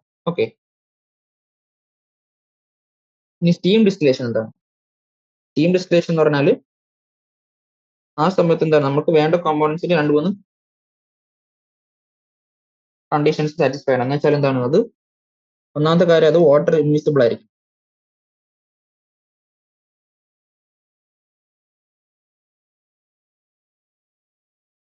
അല്ലെ, വാട്ടറുമായിട്ട് മിക്സ് ആവാൻ പാടില്ല. രണ്ടാമത് അത് സ്റ്റീം വോളറ്റൈൽ ആണ്. അപ്പൊ സ്റ്റീം വോളറ്റൈൽ ആയിട്ടുള്ള ഒരു കോമ്പൗണ്ട് നമ്മുടെ മിക്സറിൽ നമ്മൾ ചൂടാക്കുമ്പോൾ അത് സ്റ്റീമിന്റെ കൂടെ വെളിയിൽ വരും. പക്ഷെ സ്റ്റീമായിട്ട് മിക്സ് ആകില്ല, വാട്ടർ ഇൻവിസിബിൾ ആയതുകൊണ്ട്. എന്നിട്ട് നമ്മൾ അതിനെ സെപ്പറേറ്റ് ചെയ്ത് എടുക്കുന്നു. അതാണ് സ്റ്റീം ഡിസ്റ്റിലേഷന്റെ പരിപാടി. ഓക്കെ. അടുത്ത question, describe the chemistry of Lassaigne's test. ഇപ്പൊ ലസൈൻസ് ടെസ്റ്റ് നമ്മൾ എന്തിനാണ് ചെയ്യുന്നത്? നൈട്രജൻ, സൾഫർ, ഹാലജൻ, ഫോസ്ഫറസ് ഈ 4 സാധനങ്ങൾ ഡിറ്റക്ഷന് വേണ്ടി ഉപയോഗിക്കുന്നതാണ് ലസൈൻസ് ടെസ്റ്റ്. അപ്പൊ ആദ്യം നമ്മൾ എന്താ ചെയ്യുന്നത്, ലസൈൻസ് ടെസ്റ്റിൽ നമ്മൾ സോഡിയം മെറ്റൽ വെച്ച് നമ്മൾ ഹീറ്റ് ചെയ്തിട്ട് സോഡിയം ഫ്യൂഷൻ എക്സ്ട്രാക്ട് ഉണ്ടാക്കും അല്ലേ. നമ്മൾ ഓർഗാനിക് കോമ്പൗണ്ട് നമ്മൾ സോഡിയം ആയിട്ട് ഹീറ്റ് ചെയ്തു സോഡിയം ഫ്യൂഷൻ എക്സ്ട്രാക്ട് ഉണ്ടാക്കും. അപ്പൊ നൈട്രജൻ ഉണ്ടെങ്കിൽ NaCN ഉണ്ടാവും. നൈട്രജനും സൾഫറും ഉണ്ടെങ്കിൽ NaCN ഉണ്ടാവും. നൈട്രജനും സൾഫർ മാത്രം ഉണ്ടെങ്കിൽ Na2S ഉണ്ടാവും. ഹാലജൻസ് ആണെങ്കിൽ NaX ഉണ്ടാവും. ഇവിടെ നടത്തുന്ന നമ്മൾ സോഡിയം ഫ്യൂഷൻ എക്സ്ട്രാക്ട് ഉണ്ടാക്കുന്ന എന്തിനാണ്? നമ്മൾ ഓർഗാനിക് കോമ്പൗണ്ട്സ് കോവാലന്റ് ബോണ്ടഡ് ആണല്ലേ. അപ്പൊ അതിനെ നമ്മളൊരു അയോണിക് സാധനം ആക്കാൻ വേണ്ടിയാണ് നമ്മൾ സോഡിയം ഫ്യൂഷൻ എക്സ്ട്രാക്ട് ഉണ്ടാക്കുന്നത്. അപ്പൊ അതാണ് ലസൈൻസ് ടെസ്റ്റിൽ നമ്മൾ ഉപയോഗിക്കുന്നത്. NaCN നമ്മൾ എന്ത് ചെയ്യുന്നു, NaCN നമ്മൾ FeSO4 ആയിട്ട് റേറ്റ് നമുക്ക് എന്താണ് അയൺ ഹെക്സാസയനോഫെറേറ്റ് കിട്ടും.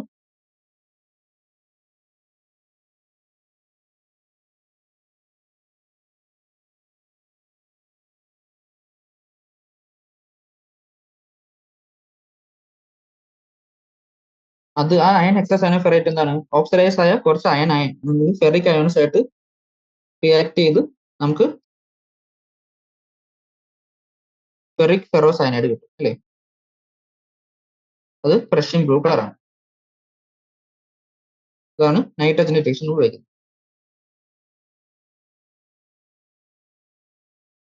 സൾഫറിന്റെ കേസിൽ എന്താണ്, നമ്മൾ ഈ ഫ്യൂഷൻ എക്സ്ട്രാക്ട് നമ്മൾ ലെഡ് അസ്റ്റേറ്റ് വെച്ച് റിയാക്ട് ചെയ്യും. ലെഡ് അസ്റ്റേറ്റ് വെച്ച് റിയാക്ട് ചെയ്യുമ്പോൾ നമുക്ക് എന്താണ് ലെഡ് സൾഫൈഡ് ഫോം ചെയ്യുന്നു. ലെഡ് അസ്റ്റേറ്റ് വെച്ച് റിയാക്ട് ചെയ്യുമ്പോൾ നമുക്ക് ലെഡ് സൾഫൈഡിന്റെ ബ്ലാക്ക് പ്രസിപ്പിറ്റേറ്റ് കിട്ടും. അപ്പൊ അത് നമുക്ക് സൾഫറിന്റെ പ്രസൻസ് തരുന്നു. പിന്നെ അതേപോലെ നമുക്ക് അവിടെ സോഡിയം നൈട്രോക്ലോസൈഡ് നമ്മൾ ഉപയോഗിക്കുന്നുണ്ട് സൾഫറിന്. പിന്നെ നമ്മുടെ ഓർഗാനിക് കോമ്പൗണ്ടിൽ നൈട്രജനും സൾഫറും ഉണ്ടെങ്കിൽ എന്താണ് നമുക്ക് അവിടെ പ്രഷ്യൻ ബ്ലൂ കളറല്ല നമുക്ക് നേരത്തെ കിട്ടുന്നത്. ഇതേ ടെസ്റ്റ് ചെയ്താൽ നമുക്ക് അവിടെ ബ്ലഡ് റെഡ് കളറാണ് അവിടെ കിട്ടുന്നത്. പിന്നെ ഹാലജൻസിൽ നമ്മളവിടെ പറഞ്ഞു എന്താണ് അമോണിയം ഹൈഡ്രോക്സൈഡ് സോലിബിലിറ്റി ഒക്കെ വെച്ച് നമ്മളവിടെ പറഞ്ഞിരുന്നു. ഓക്കെ. അടുത്ത ക്വസ്റ്റ്യനിലേക്ക്.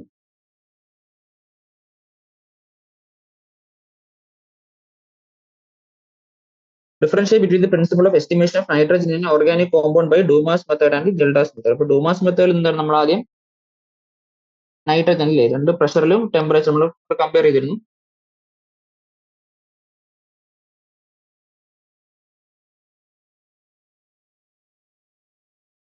നമ്മൾ നൈട്രജന് കോപ്പർ ഓക്സൈഡ് കോപ്പർ ഓക്സൈഡ് വെച്ച് ഹീറ്റ് ചെയ്യുന്നു. In atmosphere carbon dioxide. അപ്പൊ നമുക്ക് ഫ്രീ നൈട്രജൻ കിട്ടുന്നു. നമുക്ക് ഈ കണ്ടെയ്നറിൽ മേളിൽ ഫ്രീ നൈട്രജൻ കിട്ടുന്നു. അതിന്റെ വോളിയം കണ്ടുപിടിക്കുന്നു.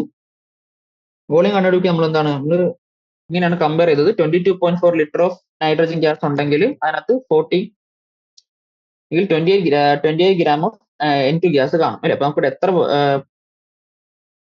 ഇവിടെ ഉണ്ടായ എത്ര വോളിയം ഓഫ് നൈട്രജൻ നമ്മൾ ആദ്യം കണ്ടുപിടിക്കുന്നു. എന്നിട്ട് ആ വോളിയം വെച്ച് എത്ര ഗ്രാം ഓഫ് നൈട്രജൻ ഇവിടെ ഉണ്ടെന്ന് നമ്മൾ എന്താണ് ഇക്വേഷൻ വെച്ച് നമ്മൾ കണ്ടുപിടിക്കുന്നത്. അതാണ് നമ്മൾ ഡൂമാസ് മെത്തേഡിൽ ചെയ്തത്. പക്ഷെ ജെൽഡാസ് മെത്തേഡിലാണെങ്കിൽ എന്താണ് ഓർഗാനിക് കോമ്പൗണ്ട് H2SO4 റിയാക്ട് ചെയ്യുന്നു. എന്നിട്ട് അതിനെ നമ്മൾ എണ്ണ വെച്ച് ഒരു ടൈട്രേറ്റ് ചെയ്യുന്നു. എന്നിട്ട് ബാക്കി നമ്മൾ അമോണിയ ആയിട്ട് വീണ്ടും ടൈട്രേറ്റ് ചെയ്യുന്നു. എത്ര അമോണിയ ആയിട്ട് റിയാക്ട് ചെയ്തു ആ വോളിയം നമ്മൾ കണ്ടുപിടിക്കുന്നു. എണ്ണ വെച്ച് എത്ര ചെയ്യുന്നു ആ വോളിയം കണ്ടുപിടിക്കുന്നു. അമോണിയ എത്ര റിയാക്ട് ചെയ്ത് നമ്മൾ കണ്ടുപിടിക്കുന്നു. അമോണിയ റിയാക്ട് ചെയ്ത വോളിയം ആണ് ഈ 2 × V - V1/2 എന്ന് പറയുന്ന വോളിയം. ആ വോളിയം നമ്മൾ ആദ്യം ഉപയോഗിച്ച സൾഫ്യൂരിക് ആസിഡ് മൊളാരിറ്റി ആയിട്ട് മൾട്ടിപ്ലൈ ചെയ്യുമ്പോൾ എത്ര മോൾസ് ഓഫ് അമോണിയ ഇവിടെ ഉണ്ടായി നമ്മൾ കണ്ടുപിടിക്കുന്നു. എന്നിട്ട് അമോണിയ നമുക്കറിയാം 1 മോൾ അമോണിയയിൽ 14 ഗ്രാം നൈട്രജൻ ഉണ്ട് നമുക്കറിയാം. ഇവിടെ എന്താ number of moles into molecular mass ആണ് നമ്മൾ ചെയ്യുന്നത്. അപ്പോൾ ഇവിടെ മാസ് ഓഫ് നൈട്രജൻ നമ്മൾ കിട്ടി. അതിന് നമ്മൾ ആദ്യത്തെ ഓർഗാനിക് കോമ്പൗണ്ട് മാസ് ഡിവൈഡ് ചെയ്യുമ്പോൾ അത് ഇൻറ്റു 100 ചെയ്യുമ്പോൾ നമുക്ക് പെർസെന്റേജ് ഓഫ് നൈട്രജൻ കിട്ടും. അതാണ് ജെൽഡാസ് മെത്തേഡിൽ നമ്മൾ ചെയ്യുന്നത്. ഓക്കെ അടുത്ത discuss the principle of estimation of halogen, sulphur and phosphorus present in organic compound. Estimation ആയിട്ട് നമ്മൾ ഇതിനെല്ലാം ഉപയോഗിക്കുന്നതാണ് കാരിയസ് മെത്തേഡാണ് ഉപയോഗിക്കുന്നത് അല്ലേ. ഹാലജൻസിനാണെങ്കിൽ ഹാലജൻസിന് എന്ത് ചെയ്യുന്നു, ഹീമിങ് നൈട്രിക് ആസിഡ് വെച്ച് നമ്മൾ ഹീറ്റ് ചെയ്ത് നിന്നിട്ട് നമ്മൾ സിൽവർ നൈട്രേറ്റ് ഇട്ട് കൊടുക്കുന്നു. നൈട്രേറ്റ് കൊടുത്താൽ നമുക്ക് ഹാലജൻസ് സിൽവർ ഹാലൈഡ് ആയിട്ട് കിട്ടുന്നു അല്ലേ. സിൽവർ ഹാലൈഡ് ആയിട്ട് കിട്ടിയിട്ട് എന്താണ് weight of X halogen by weight of Ag(x) നമുക്ക് കിട്ടിയ Ag(x)ന്റെ മാസ് ഡിവൈഡഡ് ബൈ നമ്മൾ എടുത്ത ഓർഗാനിക് കോമ്പൗണ്ടിന്റെ മാസ് ഇൻറ്റു 100. അതാണ് നമ്മളിവിടെ ചെയ്യുന്നത്. ഓക്കെ ഇതാണ് കാരിയസ് മെത്തേഡ് വഴി ഹാലജന്റെ എസ്റ്റിമേഷൻ ചെയ്യുന്നത്. രണ്ടാമത് വരുന്നത് എസ്റ്റിമേഷൻ ഓഫ് സൾഫർ. സൾഫറിൽ എന്താണ് നമ്മൾ കാരിയസ് ട്യൂബിലാണ് ചെയ്യുന്നത്. ഇവിടെ നമ്മൾ എന്താണ് നൈട്രിക് ആസിഡ് അല്ലെങ്കിൽ പെറോക്സൈഡ് നമ്മൾ ഉപയോഗിക്കും. സോഡിയം പെറോക്സൈഡ് നമ്മൾ ഉപയോഗിക്കും. അത് വെച്ച് നമ്മൾ ഓക്സിഡൈസ് ചെയ്യുമ്പോൾ നമ്മൾ സൾഫറിനെ എന്താക്കി മാറ്റുന്നു, സൾഫ്യൂരിക് ആസിഡ് ആക്കി മാറ്റുന്നു. ഈ സൾഫ്യൂരിക് ആസിഡിലേക്ക് നമ്മൾ ആഡ് ചെയ്യുന്നു ബേരിയം ക്ലോറൈഡ് ആഡ് ചെയ്യുമ്പോൾ നമുക്ക് ഇവിടെ നിന്ന് കിട്ടും ബേരിയം സൾഫേറ്റ് കിട്ടും അല്ലേ. നമ്മുടെ എസ്റ്റിമേഷൻ നമ്മൾ എങ്ങനെ ചെയ്യുന്നത് 32/233 അല്ലേ. ബേരിയം സൾഫേറ്റിന്റെ മാസ് 233 ഇൻറ്റു ഉണ്ടായ ബേരിയം സൾഫേറ്റിന്റെ മാസ് ഡിവൈഡഡ് ബൈ എടുത്ത ഓർഗാനിക് കോമ്പൗണ്ടിന്റെ മാസ് ഇൻറ്റു 100. ഇതാണ് സൾഫറിന്റെ എസ്റ്റിമേഷൻ അവിടെ വരുന്നത്. പിന്നെ എസ്റ്റിമേഷൻ ഓഫ് ഫോസ്ഫറസിന് നമുക്ക് രണ്ട് മെത്തേഡ് ഉണ്ടായിരുന്നു അല്ലേ. അമോണിയം ഫോസ്ഫർ മോളിബ്ഡേറ്റ് ആയിട്ട് മാറ്റാം, അല്ലെങ്കിൽ Mg2P2O7 ആയിട്ട് നമുക്ക് മാറ്റാം. അതെങ്ങനെയാണ് അമോണിയം ഫോസ്ഫർ മോളിബ്ഡേറ്റ് ഉണ്ടെങ്കിൽ നമ്മൾ ആദ്യം കോമ്പൗണ്ട് എന്ത് വെച്ച് ട്രീറ്റ് ചെയ്യുന്നു, ഫോസ്ഫോറിക് ആസിഡ് വെച്ച് ട്രീറ്റ് എന്താണ് ഫോസ്ഫോറിക് ആസിഡ് ആക്കി നമ്മൾ മാറ്റും. ആ ഫോസ്ഫോറിക് ആസിഡിനെ നമ്മൾ അമോണിയം ഫോസ്ഫർ മോളിബ്ഡേറ്റ് വെച്ച് ആക്കി മാറ്റുന്നത് എങ്ങനെ, അമോണിയം മോളിബ്ഡേറ്റ് വെച്ച് റിയാക്ട് ചെയ്യുന്നു. അപ്പം ഫോസ്ഫോറിക് ആസിഡിനെ ആക്കി മാറ്റിയിട്ട് നമ്മൾ അതിനെ എന്ത് വെച്ച് റിയാക്ട് ചെയ്യുന്നു, അമോണിയം മോളിബ്ഡേറ്റ് വെച്ച് റിയാക്ട് ചെയ്യുന്നു. അമോണിയം മോളിബ്ഡേറ്റ് വെച്ച് റിയാക്ട് ചെയ്യുമ്പോൾ നമുക്ക് എന്ത് കിട്ടുന്നു, അമോണിയം ഫോസ്ഫർ മോളിബ്ഡേറ്റ് കിട്ടും. അതാണ് അവിടെ ചെയ്യുന്നത്. ഓൾട്ടർനേറ്റ് ആയിട്ട് നമുക്ക് ഫോസ്ഫറസിനെ എന്താക്കി മാറ്റാം, Mg2P2O7 ആയിട്ട് മാറ്റിയിട്ട് അതിൽ നിന്ന് നമുക്ക് ഫോസ്ഫറസിന്റെ എസ്റ്റിമേഷൻ നടത്താം. ഓക്കെ അടുത്ത ക്വസ്റ്റ്യൻ നോക്കാം. Explain the principle of paper chromatography. Paper chromatography നമ്മൾ പറഞ്ഞിരുന്നു. നമുക്കറിയാം നമുക്കൊരു പേപ്പർ ഉണ്ട്, അതിനകത്ത് ഈ പേപ്പറിനകത്ത് എന്താണ് വാട്ടർ ഉണ്ട്, അതാണ് സ്റ്റേഷനറി ഫേസ് ആയിട്ട് ആക്ട് ചെയ്യുന്നത്. നമ്മൾ പേപ്പറിന്റെ ലോവർ എൻഡിൽ നമ്മൾക്ക് വേണ്ട സാധനം നമ്മൾ വെക്കും, നമ്മൾ സോൾവെന്റിൽ ചെറുതായി ഡിപ്പ് ചെയ്ത് വെക്കും. ഈ സോൾവെന്റ് ആണ് എന്താണ് മൊബൈൽ ഫേസ് ആയിട്ട് മേലോട്ട് വരും. അപ്പൊ എന്താ മേലോട്ട് വരുന്ന അനുസരിച്ച് സ്റ്റേഷനറി ഫേസിലൂടെ മൂവ് ചെയ്യുമ്പോൾ കമ്പോണൻസ് സെപ്പറേറ്റ് ആയിട്ട് വരും, നല്ല ഹൈറ്റിൽ വരും. എന്നിട്ട് അത് വെച്ച് നമ്മൾ അതാണ് പേപ്പർ ക്രോമറ്റോഗ്രഫി. പേപ്പറിനകത്ത് ട്രാപ്ഡ് ആയിട്ട് നിൽക്കുന്ന വാട്ടർ ആണ് സ്റ്റേഷനറി ഫേസ് ആയിട്ട് ആക്ട് ചെയ്യുന്നത്. അപ്പൊ താഴെ നമുക്ക് പേപ്പറിന്റെ ഒരു അറ്റത്ത് നമ്മൾ എന്ത് ചെയ്യും, നമുക്ക് വേണ്ട സെപ്പറേറ്റ് ചെയ്യേണ്ട നമ്മളെ മിക്സറിനെ ചെറിയൊരു ഡ്രോപ്പ് നമ്മൾ ഇടുന്നു. എന്നിട്ട് ഒരു സോൾവെന്റ് നമ്മൾ ചെറുതായിട്ട് മുക്കി വെക്കുന്നു. ആ സോൾവെന്റ് ആണ് മൊബൈൽ ഫേസ് ആയിട്ട് പേപ്പറിലൂടെ മേലോട്ട് മൂവ് ചെയ്യുന്ന അനുസരിച്ച് എന്താണ് നമ്മുടെ കമ്പോണൻസ് സെപ്പറേറ്റ് ആയിട്ട് 25ാമത്തെ question, why is nitric acid added to sodium extract before adding silver nitrate for testing halogens. So halogens ടെസ്റ്റിംഗിന്റെ സമയത്ത് നമ്മൾ സോഡിയം എക്സ്ട്രാക്റ്റിലേക്ക് നൈട്രിക് ആസിഡ് എന്തുകൊണ്ടാണെന്നാണ് ചോദിച്ചേക്കുന്നത്. എന്താണെന്ന് വെച്ചാൽ നമ്മുടെ ഓർഗാനിക് കോമ്പൗണ്ടിൽ എന്താണ് നൈട്രജനോ സൾഫറോ ഉണ്ടെങ്കിൽ അല്ലേ, നൈട്രജൻ സൾഫർ ഉണ്ടെങ്കിൽ ഈ നൈട്രിക് ആസിഡ് ഇടുന്നതിലൂടെ എന്ത് പറ്റുന്നു, ആ നൈട്രജൻ NaCN ആയിട്ടും സൾഫർ Na2S ആയിട്ടും പോകുന്നു. പിന്നെ ആ ഹാലജൻസിന്റെ ടെസ്റ്റിങ്ങിൽ എന്താണ് ഇത് കയറി ഇന്റർഫിയർ ചെയ്യത്തില്ല.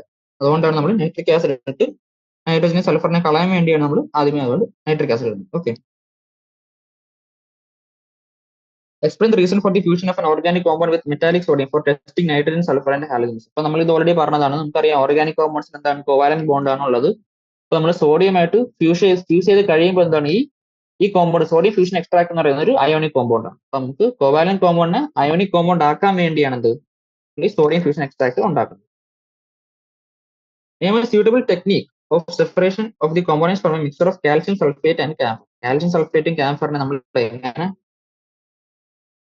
സെപ്പറേറ്റ് ചെയ്യുന്ന ചോദിക്കാം. നമുക്കറിയാം ക്യാംഫർ എന്നാണ് സബ്ലിമേഷൻ. ഇപ്പൊ സബ്ലിമേഷൻ വഴി നമുക്ക് കാൽസ്യം സൾഫേറ്റിനെയും ക്യാംഫറിനെയും നമുക്ക്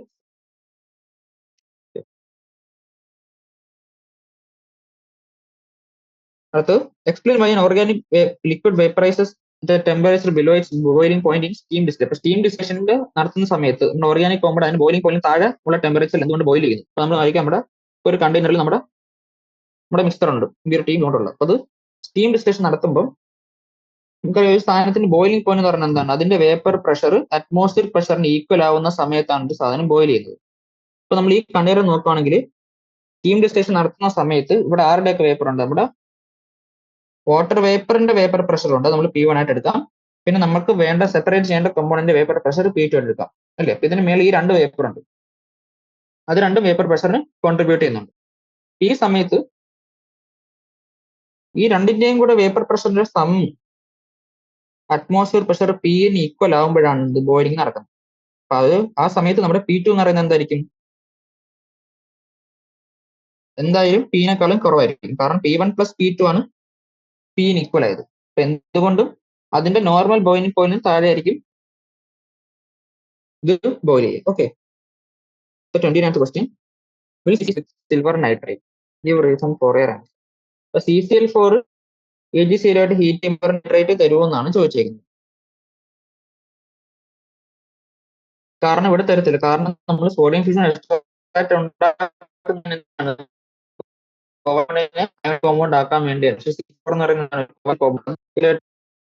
സിൽവർ നൈട്രേറ്റ് ആയിട്ട് ഹീറ്റ് ചെയ്താൽ നമുക്ക് AgCl തരത്തില്ല. Okay, why is a solution of potassium hydroxide used to absorb calcium dioxide? Sorry, carbon dioxide organic. അപ്പൊ കാർബൺ എസ്റ്റിമേഷൻ സമയത്ത് നമ്മൾ കാർബൺ എന്താണ് CO2 ആക്കി മാറ്റുന്നു, അതിനെ നമ്മൾ പൊട്ടാസ്യം ഹൈഡ്രോക്സൈഡ് വെച്ചാണ് അബ്സോർബ് ചെയ്ത് നമ്മൾ പറഞ്ഞിരുന്നു അല്ലേ. അപ്പൊ എന്തിനാണ് അത് ഉപയോഗിക്കുന്നതാണ് ചോദിച്ചേക്കുന്നത്. നമുക്കറിയാം കാർബൺ ഡയോക്സൈഡ് എന്ന് പറയുന്ന ഒരു അസിഡിക് സബ്സ്റ്റൻസ് ആണ്, പൊട്ടാസ്യം ഹൈഡ്രോക്സൈഡ് ഒരു ബേസും ആണ്. അപ്പൊ എന്ത് വരും, നമ്മുടെ ബേസിക് സബ്സ്റ്റൻസ് ആയ potassium hydroxide acidic substance carbon dioxide ആയിട്ട് റിയാക്ട് ചെയ്യുമ്പോൾ നമുക്ക് അവിടെ എന്താണ്, നമുക്ക് അവിടെ വാട്ടർ കിട്ടും. അപ്പം ബേസിക് സാധനം ആയതുകൊണ്ടാണ് പൊട്ടാസ്യം ഹൈഡ്രോക്സൈഡ് വെച്ചത്. അസിഡിക് സബ്സ്റ്റൻസ് ആയ കാർബൺ ഡയോക്സൈഡ് റിയാക്ട് ചെയ്ത് അവിടെ ഇൻക്രീസിങ് മാസ് ഉണ്ടാവുന്നത്. ഓക്കെ, അപ്പൊ അങ്ങനെയാണ് നമ്മൾ കാർബൺ ഡയോക്സൈഡ് എത്ര ഉണ്ടായി നമ്മൾ എസ്റ്റിമേറ്റ് ചെയ്ത് അങ്ങനെയാണ്. Okay, why is it necessary to use acetic acid and not sulfuric acid for the acidification of sodium extract for testing sulfur by lead astage solution? lead astage test നമ്മൾ സൾഫറിനെ lead sulphide ആക്കി മാറ്റുന്നില്ലേ, ആ ടെസ്റ്റിൽ നമ്മൾ acetic ആസിഡിന് പകരം എന്തുകൊണ്ട് sulphuric acid ഉപയോഗിക്കുന്നില്ല acidify ചെയ്യാൻ, അതാണ് ചോദിച്ചേക്കുന്നത്. അപ്പൊ അത് ഉപയോഗിക്കാത്ത കാരണം എന്ന് വെച്ചാൽ അസിറ്റിക് ആസിഡ് നമ്മൾ സൾഫ്യൂരിക് ആസിഡ് ഉപയോഗിച്ചാൽ H2SO4 ഉപയോഗിച്ചാൽ കോമൺ അയോൺ എഫക്റ്റ് വഴി അവിടെ ലെഡ് സൾഫേറ്റ് പ്രസിപ്പിറ്റേറ്റ് ചെയ്യും. പക്ഷെ നമുക്ക് വേണ്ട എന്താ, നമുക്ക് വേണ്ട റിയാക്ഷനിൽ ലെഡ് സൾഫൈഡ് ആണ് നമുക്ക് പ്രസിപ്പിറ്റേറ്റ് കിട്ടേണ്ടത്. അപ്പൊ അതിനു മുമ്പേ ലെഡ് സൾഫേറ്റ് പ്രസിപ്പിറ്റേഷൻ നടക്കുന്നതുകൊണ്ടാണ് നമ്മൾ അസിറ്റിക് ആസിഡിന് പകരം സൾഫ്യൂരിക് ആസിഡ് ഉപയോഗിക്കാതെ. ഓക്കെ, 32ാമത്തെ question. An organic compound contains 69% of carbon and 4.8% hydrogen. കാർബണിന്റെയും ഹൈഡ്രജന്റെയും percentage തന്നിട്ടുണ്ട്. ബാക്കി ഓക്സിജൻ ആണെന്ന് പറയുന്നു. ഇവിടെ ഉണ്ടാവുന്ന കാർബൺ ഡയോക്സൈഡിന്റെയും വാട്ടറിന്റെയും എമൗണ്ട് കാൽക്കുലേറ്റ് ആണ് പറയുന്നത്. എടുത്തേക്കുന്ന ഓർഗാനിക് കമ്പൗണ്ട് എമൗണ്ട് 0.2 ഗ്രാം ആണ്. അപ്പൊ മാസ് ഓഫ് കാർബൺ നമുക്ക് കൂട്ടിയാൽ എന്താ വരിക? 69/100 ഇൻറ്റു നമുക്ക് തന്നേക്കുന്ന കോമ്പൗണ്ട് ഇത്ര 0.2 ഗ്രാം ഓഫ് കോമ്പൗണ്ട് ആണ് തന്നേക്കുന്നത്. ഇത്രയാണ് മാസ് ഓഫ് കാർബൺ നമുക്ക് തന്നേക്കുന്നത്. വരുന്നത് എത്രയാണ്? 0.138 ഗ്രാം എന്ന് കിട്ടും. അപ്പോൾ മാസ് ഓഫ് കാർബൺ നമുക്ക് കിട്ടി 0.2 ഗ്രാമിന്റെ 69%, അതാണ് 0.138 ഗ്രാം. അപ്പൊ നോക്കുക, 12 ഗ്രാം കാർബൺ ആണ് എന്ത് 44 ഗ്രാം CO2 ഉള്ളത് അല്ലേ? അങ്ങനെയാണെങ്കിൽ നമുക്കിപ്പോ എത്ര കാർബൺ ഉള്ളത്? 0.138 ഗ്രാം ആണ് ഉള്ളത്. അപ്പൊ 0.138 ഗ്രാം എത്ര CO2 ആയിരിക്കും ഉണ്ടാവുക? 44/12 ഇൻറ്റു 0.138 വരും. ഇതിന്റെ ആൻസർ നമുക്ക് 0.506 ഗ്രാം എന്ന് വെച്ചാൽ നമുക്കിവിടെ 0.506 ഗ്രാം ഓഫ് CO2 ആയിരിക്കും കിട്ടുക. ഓക്കെ, ഇനി ഹൈഡ്രജന്റെ മാസ് നമുക്ക് കണ്ടുപിടിക്കാം. മാസ് ഓഫ് ഹൈഡ്രജൻ എന്ന് പറയുന്നത് 4.8/100 ഇൻറ്റു 4.8% തന്നിട്ടുണ്ട് ഇല്ലേ? അപ്പൊ 4.8% ഓഫ് 0.2 എന്ന് പറയുന്നത് 0.0096 ഗ്രാം എന്ന് കിട്ടും. അപ്പൊ നോക്കാം, 2 ഗ്രാം ഹൈഡ്രജൻ ആണ് ഇവിടെ ഉള്ളത്, 18 ഗ്രാം വാട്ടറിലുള്ളത് അല്ലേ? അങ്ങനെയാണെങ്കിൽ 0.0096 ഗ്രാം ഹൈഡ്രജൻ ഉണ്ടെങ്കിൽ എത്ര വാട്ടർ ഉണ്ടാവും? 18/2 ഇൻറ്റു 0.0096 എന്ന് വെച്ചാൽ 0.86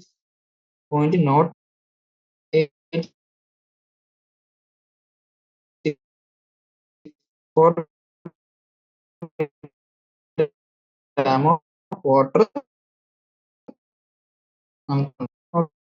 5 gram of an organic compound was treated according to Gelder's method. The ammonia evolved was absorbed in 50 ml of 0.5 molar H2SO4. നമുക്ക് ആദ്യം ഉപയോഗിച്ചിരുന്ന സൾഫ്യൂരിക് ആസിഡിന്റെ ടോട്ടൽ വോളിയം നമുക്ക് തന്നിട്ടുണ്ട് എത്ര? V. അത് നമുക്ക് V ആയിട്ട് എടുക്കാം. V എന്ന് പറയുന്നത് 50 ml ആണ്. അതിന്റെ മൊളാരിറ്റി നമുക്ക് തന്നേക്കുന്നത് 0.5 മോളാർ ആണ്. അപ്പൊ ഇവിടെ ഉപയോഗിച്ചിരിക്കുന്ന ഓർഗാനിക് കോമ്പൗണ്ടിന്റെ മാസ് 0.5 ഗ്രാം ആണ്. Okay, the residual acid required എന്ന് വെച്ചാൽ നമ്മൾ NH3 ആയിട്ട് റിയാക്ട് ചെയ്തതിന് ശേഷം ബാക്കി വന്ന ആസിഡ് അതിനെ ന്യൂട്രലൈസ് ചെയ്യാൻ നമുക്ക് 60 ml 0.5 മോളാർ സൊല്യൂഷൻ NaOH വേണ്ടി വന്നു.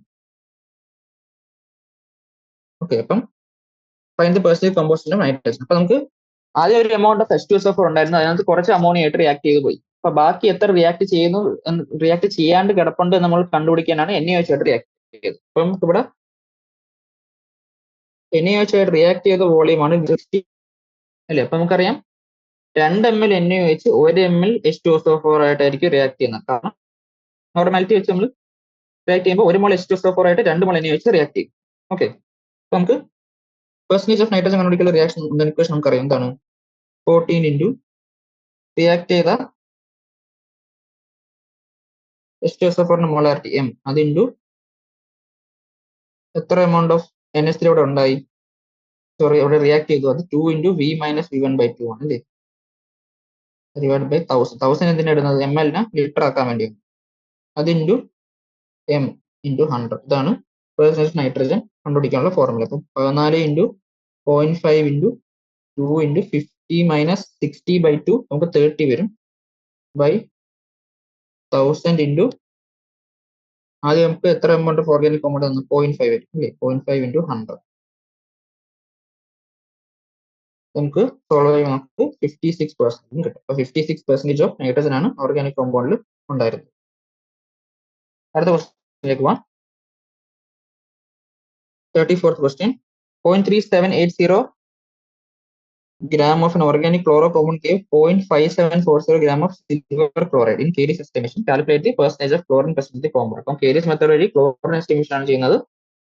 ഡയറക്റ്റ് ക്വസ്റ്റ്യൻ ആണ്, ജസ്റ്റ് ഫോർമുല അപ്ലൈ ചെയ്യുക. ഇപ്പൊ പെർസെന്റേജ് ഓഫ് ക്ലോറിൻ എന്താ വരും?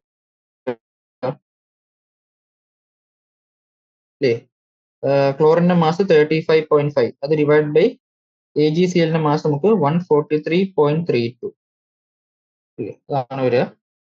അത് ഇൻറ്റു ഉണ്ടായ CLന്റെ മാസ് എത്ര? 0.5740 എന്ന് ക്വസ്റ്റ്യൻ തന്നിട്ടുണ്ട്. എടുത്ത ഓർഗാനിക് കോമ്പൗണ്ടിന്റെ മാസ് 0.3780, അത് ഇൻറ്റു 100 ചെയ്യും.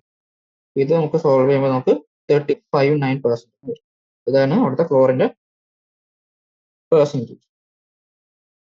അടുത്ത ക്വസ്റ്റ്യനിലേക്ക് പോവാം. 35ാമത്തെ ക്വസ്റ്റ്യൻ.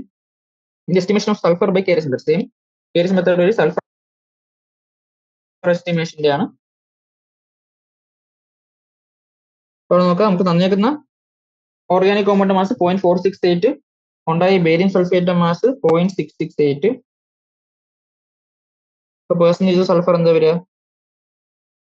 ഇത്രയും സൾഫറിന്റെ mass 32 by barium sulphate mass 233, അത് ഇൻറ്റു ഉണ്ടായ ബേരിയം സൾഫേറ്റ് മാസ് 0.668 ബൈ 0.468 എടുത്ത ഓർഗാനിക് കോമ്പൗണ്ട് ആണ്. അതിന്റെ 100 ചെയ്താൽ പെർസെന്റേജ് സൾഫർ കിട്ടും. ഇത് നമുക്ക് സോൾവ് ചെയ്യുമ്പോൾ 19.59%. ഓക്കെ, അടുത്ത ക്വസ്റ്റ്യനിലേക്ക് പോകാം. 6ാമത്തെ question. In the organic compound CH2 double bond CH, CH2, CH2, C triple bond CH, the pair of hybridized orbital involved in the formation of C2, C3. So second carbon third carbon തമ്മിൽ നമുക്കൊരു equivalent പൊസിഷനിൽ double ബോണ്ടും triple ബോണ്ടും ഉണ്ട് അല്ലേ? അവിടെ രണ്ട് position double bond ആണെങ്കിലും first കാർബണിലാണുള്ളത്. Number ലെഫ്റ്റിൽ നിന്ന് റൈറ്റിലോട്ട് നമ്പർ ചെയ്താൽ ഡബിൾ ബോണ്ട് വരുന്ന ഫസ്റ്റ് പൊസിഷനിലാണ്. റൈറ്റിൽ നിന്ന് ലെഫ്റ്റ് നമ്മൾ നമ്പർ ചെയ്താൽ ട്രിപ്പിൾ ബോണ്ട് വരുന്നത് ഫസ്റ്റ് പൊസിഷനിലാണ്. അപ്പൊ ഡബിൾ ബോണ്ടും ട്രിപ്പിൾ ബോണ്ടും വരുന്ന സമയത്ത് നമ്മൾ ഏതിനായിരിക്കും കൂടുതൽ പ്രിഫറൻസ് കൊടുക്കുന്നതാണ് ചോദ്യം. അപ്പൊ അങ്ങനെ ഡബിൾ ബോണ്ടും ട്രിപ്പിൾ ബോണ്ട് ഈക്വലന്റ് പൊസിഷനിൽ വന്നാൽ നമ്മൾ ഡബിൾ ബോണ്ടിനാണ് പ്രിഫറൻസ് കൊടുക്കുക. അപ്പൊ അങ്ങനെ നോക്കുമ്പോൾ C2, C3 എന്ന് പറയുന്നത് സെക്കൻഡ് കാർബൺ, ഇത് തേർഡ് കാർബൺ വരും. അപ്പൊ നോക്കാം അവിടുത്തെ ബോണ്ട് എന്താണ് വരിക? സെക്കൻഡ് കാർബൺ എന്ന് പറയുന്നത് sp2 ഹൈബ്രിഡൈസ് ആണ്, തേർഡ് കാർബൺ sp3 ഹൈബ്രിഡൈസ്. ഇതാണ് അവിടെ നടക്കുന്ന order, sp2 sp3. Third option ആണ് നമ്മുടെ answer. 37th question. In the Lessons test for nitrogen in organic compound, the Prussian blue color is obtained due to the formation of. അവിടെ ഉണ്ടാകുന്ന Prussian blue color ഏത് complex കാരണമാണോ ഉണ്ടാകുന്നത്? നമുക്കറിയാം ferric ferrocyanide അല്ലേ? Ferric ferrocyanide ഉണ്ടാകുന്നതുകൊണ്ടാണ് അവിടെ Prussian blue color കിട്ടുന്നത്. അത് നമ്മുടെ ഓപ്ഷൻ ബി ആണ്, Fe4 FeCN6 tribes. അതാണ് ഫെറിക് ഫെറോസൈനൈഡ്.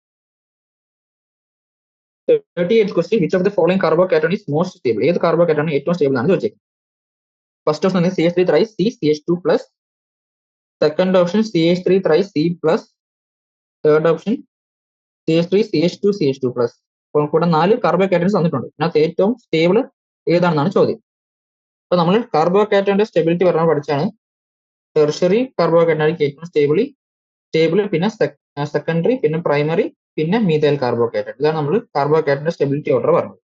പിന്നെ ഏറ്റവും സ്റ്റെബിലിറ്റി ഉള്ളത് ടെർഷറി കാർബോക്കേറ്റൻ. അപ്പൊ ഇവിടെ ഏതാണ് ടെർഷറി കാർബോക്കേറ്റൻ എന്ന് പറയുന്നത് ഏതാണ്? ഇവിടെ ഓപ്ഷൻ ബി ആണ് നമുക്ക് ടെർഷറി കാർബോക്കേറ്റൻ ഉള്ളത്. Okay, 39th question. The best and latest technique for isolation, purification, separation of organic compounds. ഏറ്റവും നല്ല പ്യൂരിഫിക്കേഷൻ ടെക്നിക്ക് ഏതാണെന്നാണ് ചോദിച്ചത്. നമുക്ക് ഓപ്ഷൻസ് തന്നേക്കുന്നത് ക്രിസ്റ്റലൈസേഷൻ, ഡിസ്റ്റിലേഷൻ, സബ്ലിമേഷൻ, ക്രോമാറ്റോഗ്രഫി. ഏറ്റവും ക്രോമാറ്റോഗ്രഫി